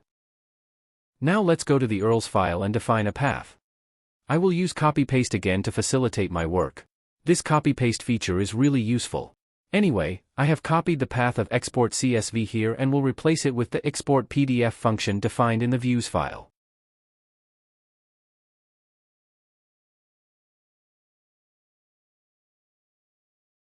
Okay, now let's go to the home page. Let's copy the code for the export CSV button and paste it on the next line. Now let's name the button export as PDF. And let's give the URL action export_PDF, which we defined in the URLs file. Okay, our work is almost finished. Save the files and let's run the server. Okay, our server is up and running. Now reload the browser and see out new button. Let's do a test. Oops, what happened? Here we see this problem in our query set. Let's check the code in our views file. And let's see what I did wrong. Oh no. Look what I did here. This kind of mistake should not have happened at all. Here you see I am fetching data with client_data. But notice that I am looping with client. So, here you have to write client to fetch data. Now I hope the problem is solved. Let's see again. Let's go to the home page first. Now click the Export as PDF button. Yes, our desired PDF file has been exported. Now let's open the file and see if all our client data is showing or not. Yes, all our client data is showing. But there is a problem. Here you see, our top row data is merged with the header text. This should not be happening at all. I think there is a problem with our vertical position. Let's check. Note here that I have set the same value for both the value position of y for writing client data and the value position of y for printing headers. Let's set the client data to 120 instead of 100. And check again. Now reload the browser and click the button again. Let's open this newly exported PDF file and check. Great. Problem solved. Nice. Now the data is showing properly. Great. We have also completed the PDF export feature for our application. So, we have covered all the basic things that need to be considered to develop a web application, such as user registration, user authentication, CRUD operations, and data export. Now, we have a small but very important task to do, which is very necessary during deployment. So, let's go back to the code editor and complete the task. So, while developing this project, we have installed various Python libraries in our development environment, right? So, we need to do something that when deploying to the production server, all those Python libraries are easily installed on that server. So let's generate a requirements.txt file. To generate this, first go to the main project directory, then type pip freeze. Then put the greater than sign, then type requirements.txt. Notice here that there is no file called requirements.txt in our project directory. Now, hit enter to generate requirements.txt file. Look, the requirements.txt file has been generated in our project directory. And here is a list of all the Python libraries used in this project. The necessity of this requirements.txt file and its use will be shown to you in the next tutorial. In the next tutorial, I will Dockerize this project. And I will show the use of the requirements.txt file while deploying the project in Docker. Actually, the Python libraries used in the project can be installed very easily on any server through the requirements.txt file. Okay. I pushed all updates to GitHub. The GitHub link is already shared with you. So that's it for today. Stay connected with me because more real-life project tutorials on machine learning, AI, deep learning, data analysis, and data engineering are coming very soon. Thank you for now, see you in our next tutorial. Welcome back everyone. So far we have completed developing all the features of this web application. Now we will deploy our project to Docker. In other words, we will Dockerize the project. So let's get started. I will not show you how to install and configure Docker in this tutorial. You will get all the references for installing and configuring Docker from the official Docker website. Nowadays, developers usually install Docker Desktop for development. It is very easy to install and configure on the development machine. Now Docker Desktop supports almost all operating systems. So just download and install. So let's get back to our main task. I made one thing clear at the very beginning of this tutorial series, that is, Django is an ORM-based framework, so it works very easily with any database. So, at this stage, we will use a PostgreSQL database instead of a mysql database, and in this case, we will not install the PostgreSQL server on our development machine, but will use a Docker image. So since we will be using PostgreSQL database, we need to install DB connection driver called scop2 binary. So type pip install scop2 binary. Then hit enter. It may take a while to install, although it depends somewhat on your internet speed. Great, our desired library installation has been completed. So let's first create a file called Dockerfile in our project root directory. The first thing we need to do here is to define the Python Docker image in the Docker file. So type from space, then type Python. In this case, we need to specify the version. Here I am specifying Python version 3.12. Because I developed this project on Python version 3.12. Here you can see I am checking the Python version, which is version 3.12. Now let's specify our working directory. I am maintaining comments on each line so that it will be easier for you to understand later. So type workdir. Then type /app. Here I have defined a working directory called app. Now we will copy the requirements.txt file. I am maintaining the comments so that you can understand later. So type copy. And here we will define the relative path of the requirements.txt file as the source. Right-click on the requirements.txt file and copy the relative path. And paste the path here. And as the destination we will put our current working directory. So just put a dot, which actually means our current working directory. So the summary is, I copied the requirements file and placed it in our working directory. Now we have a small task left. Since we will be using PostgreSQL database and we already installed a driver library for it, we need to include that library in our requirements.txt file, right? If you look at the requirements.txt file, you will see that the library named scop2 is not present in this list. Let's generate the requirements.txt file again. To generate it, go to the console and type pip freeze, then put the greater than sign, then write requirements.txt and hit enter. Here you see that the scop2 binary library has been added to this list. Great. Now our requirements file is complete with all the necessary libraries used in our project. Now the statement we need to put in this Docker file is to install all the libraries used in our project into the Docker container. So at this point, let's write the command we wrote to install the libraries from the requirements file. So, type run pip install, no cache, dir, then type -r space requirements.txt. Now, we need to copy all the project file to our working directory. So, type copy and put dot as the current source of our project and again put dot as the destination location, that means the working directory. Now we need to expose a port on which our project will run. In this case, we want to use port 8181. You can use any other port if you want. Now, we need to run the command to run our Django project. So, type cmd. And inside the square brackets, write python manage.py run server with quotation marks. Note that I am using quotation marks separately for each word with comma. I could have used run instead of cmd here, in which case I wouldn't have needed to use quotation marks separately for each word. This is actually a personal preference. Here I'm specify the host, which is refer as localhost.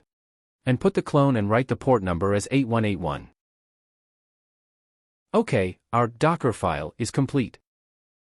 Now we need to create a file called dockercompose.yml, which is actually a driver file for Docker to build and run our project. First of all, let's define services. Under this services, let's create a service called DB, which is for our PostgreSQL database server. Now let's create another service as like DB service. But this service is for our web application. So, we call this service web. Now, Let's define the PostgreSQL Server Docker image and all its configurations such as database name, database user, and database password inside the DB service, which are part of the configuration. Here I am using PostgreSQL Server version 13. You can use the latest version if you want. Under this environment property, you will define the database name, database username, and database password. Since I am making this tutorial for beginners to mid-level developers, I am trying to keep it as simple as possible. This Docker Compose file can be configured in a more advanced way, which will make our application much more secure. I will show this advanced level configuration in another tutorial. So stay connected with me so that you don't miss new tutorials. So, here I am define all the database configuration properties as I described earlier.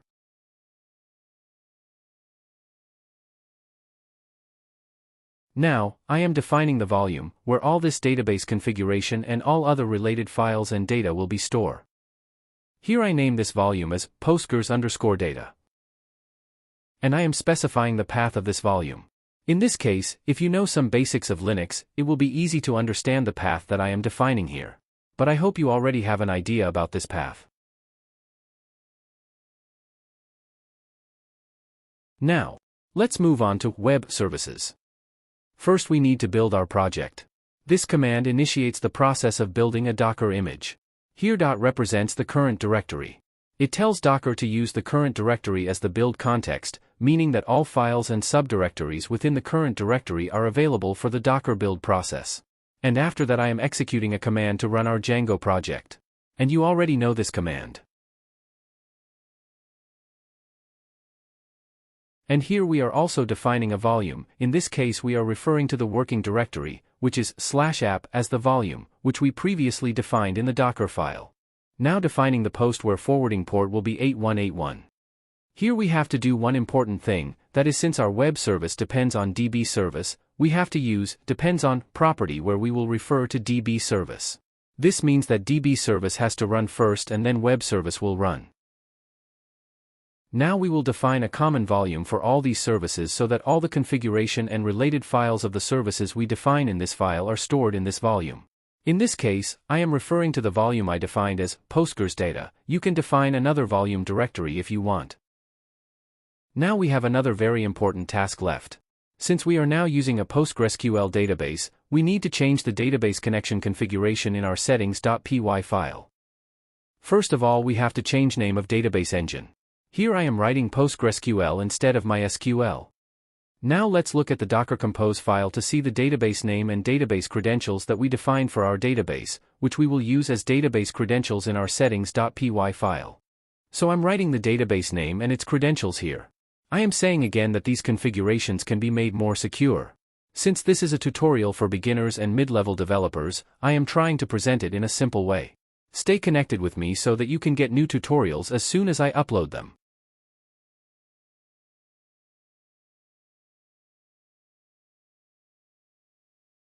Here, this is very important. In the hostname section you have to define the name of database service we define in the Docker Compose file. Here database service name is DB, so in host section you have to put DB, not localhost. And as we all know the PostgreSQL database default port is 5432. So, write 5432. Oops! I made a small mistake here. The Docker file and dockercompose.yml files needed to be placed in the root directory of our project where the manage.py and requirements.txt files are located.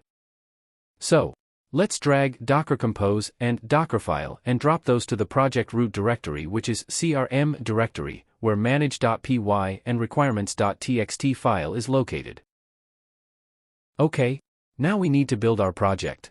To do that go to the terminal and type Docker Compose build and hit enter.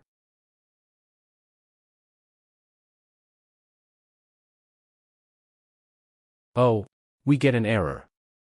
The error is basically requirements file related. Requirements file cannot be copied.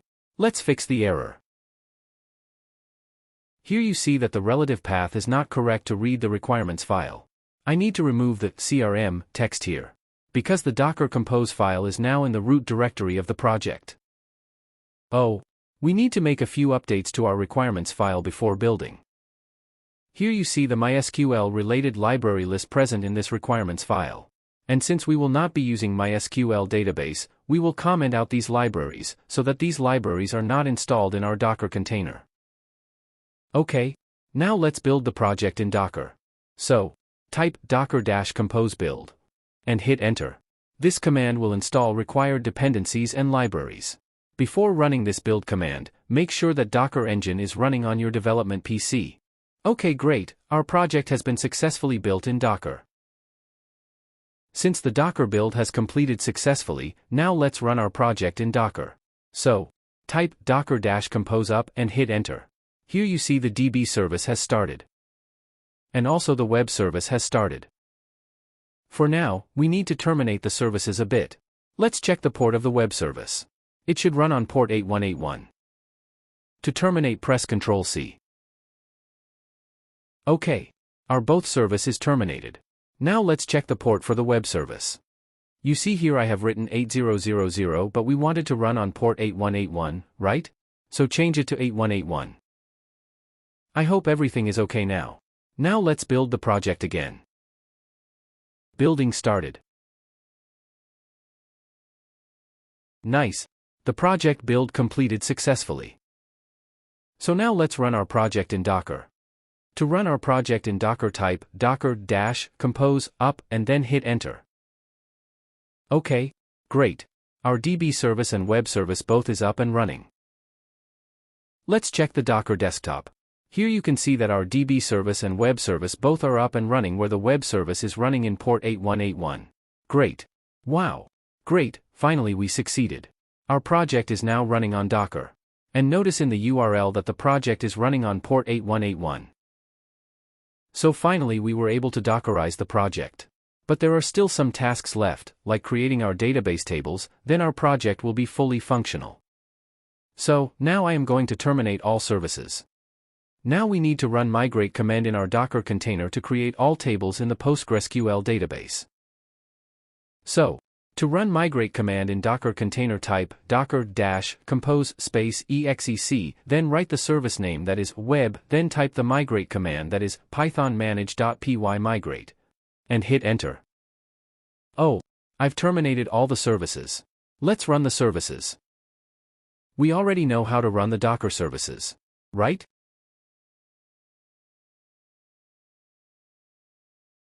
Okay, our all services are running now. Let's open another terminal. We will run the migrate command in that terminal. Now run migrate command.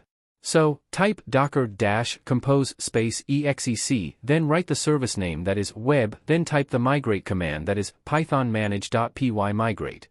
And hit enter. Hopefully the migrate command will execute successfully. Wow! Great! Our migrate command completed successfully. Here you see all the tables we need have been created. So our migration is complete. Now we need to create a super admin user. Otherwise, how will we access the Django admin panel, right? So let's create a super admin user. So like the migrate command, type docker-compose exec and type the service name web and then type create super user. Then hit enter.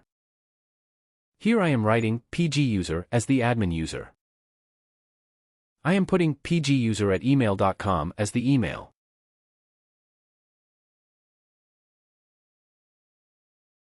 Now enter the password. I am retyping the password again. Because I put short password, that's why it shows this warning. Just type Y and hit enter. Great, we have successfully created our super admin user. Now let's check if everything is functioning properly. Here I am trying to log in with the username and password of the super user I just created. Wow! Great! We were able to log in successfully. And all the features we developed are showing here. Nice! Let's create a new client, so that we can make sure our system is working properly. I mean, whether data is being inserted into our new database or not. So let's fill out this form. Okay, I'm almost done filling out my form. Now click the Save button to store in our new database. Great! We have successfully stored data in our new database. Now, let's check the Django admin panel. Click on the link named Clients. You see here, the data for the client you just created is showing here. Great. Everything is working fine. So I hope you now understand how robust the Django framework is. It can adapt very well to any database. Now let's configure pgadmin in our Docker container. As you may know, pgadmin is basically a client service for managing PostgreSQL database servers.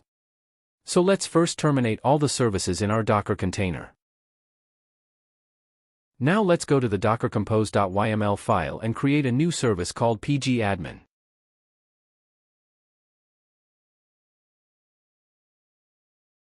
Now here I define the Docker image of pgadmin. So, type image clone dpage/pgadmin. Now, define environment for the pgadmin. Here we will write credentials for the pgadmin. First of all, let's define the email address for the pgadmin. Using this email, we will need it as the login credentials to enter the pgadmin panel. Here I am writing pgadmin@admin.com as the default email. Now I define the default password for the above email. Here I am entering pgadmin as the password. Now let's define the port. pgadmin will run through this port. Here I am putting 5050 as port, which will forward 80 port. Since pgadmin is dependent on the database, which means the database server will run first and then the pgadmin service will run, right? So let's define the depends on property and put db service here. Okay, now let's run our Docker container. Oops, what did I do wrong? Let's check Docker Compose file. Yes, I think I found the problem. Let's solve it. See here that our web service is actually inside the services of the Docker Compose file. So our pgadmin service also has to be inside the services, right? So, if we just fix the alignment, hopefully our problem will be solved. Now look, all three of our services are inside the services.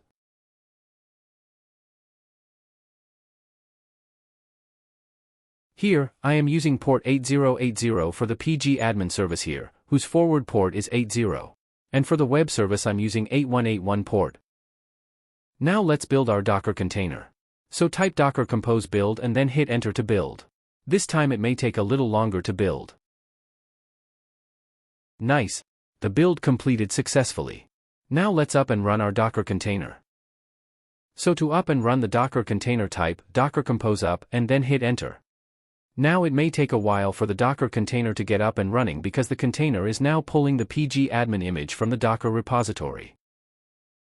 So be patient. The image pooling of pgadmin is almost complete. It looks like it might take a few more seconds. Here you see, the pgadmin image pull is complete. Now you see it being extracted into our Docker container. So be patient. And I hope it will take a little longer.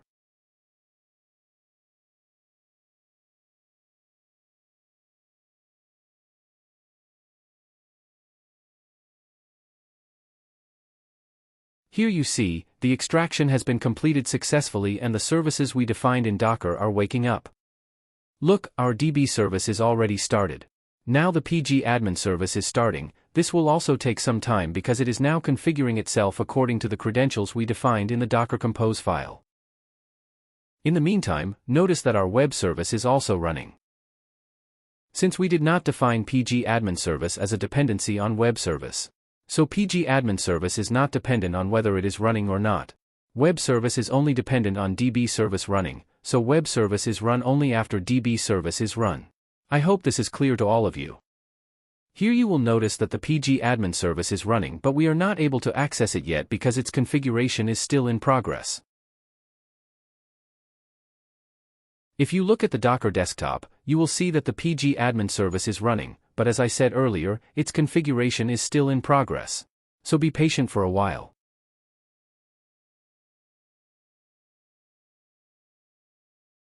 Yes, I hope pgadmin is fully running now. Now let's check. Hopefully everything will function properly now. Yes, pgadmin is loading. Now it seems that pgadmin will start working properly. Now let's take a look at the Docker Compose file and see what the login credentials of pgadmin were. Let's copy the email address and its password. I have mentioned before that this Docker Compose file could have been made more secure, but since this tutorial series is focused on beginners to mid-level developers, I am not covering that complex part here. I will share that complex configuration with you in another tutorial. Now let's hit the login button. Great. We were able to successfully log in to the pgadmin panel. Nice. Now let's connect our pgadmin to the PostgreSQL database by clicking on the link named Add New Server.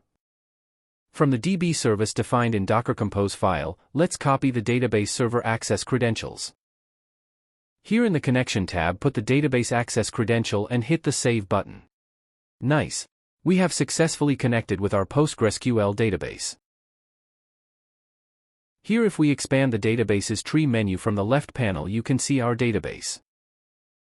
Now expand the schemas. You can see tables. One thing I would like to share that is, actually PostgreSQL database is very similar to the Oracle database, which means its structure and features are quite similar to Oracle database. Now let's check the client table and see if the new client data we inserted a while ago is there or not. You see the new client data we inserted is showing here. So now we're sure that all of our configuration is working properly. So, you see how robustly the Django framework can adapt to any database. That's really cool. So, let's store another client in the database. Hopefully everything will work fine. In this case, I am putting my own name and my details in this client form. I have almost filled out the form. Now hit the Save button to store this data to the database. Great. Our new client named Tanvir is stored in the database, and it shows in this list view. Now, click the Execute button, which looks like a play button, and see its output. Look, here we see a newly created client named Tanvir. Now let's check from the Django admin panel whether all the data is showing properly or not.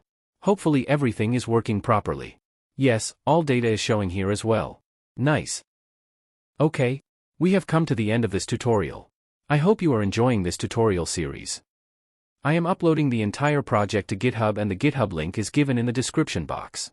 If you want, you can use my entire codebase in any of your own projects. So, stay connected with me, because there are many more real-life project tutorials coming up on machine learning, AI and deep learning, data analysis and data engineering. See you in the next tutorial, which is going to be more interesting.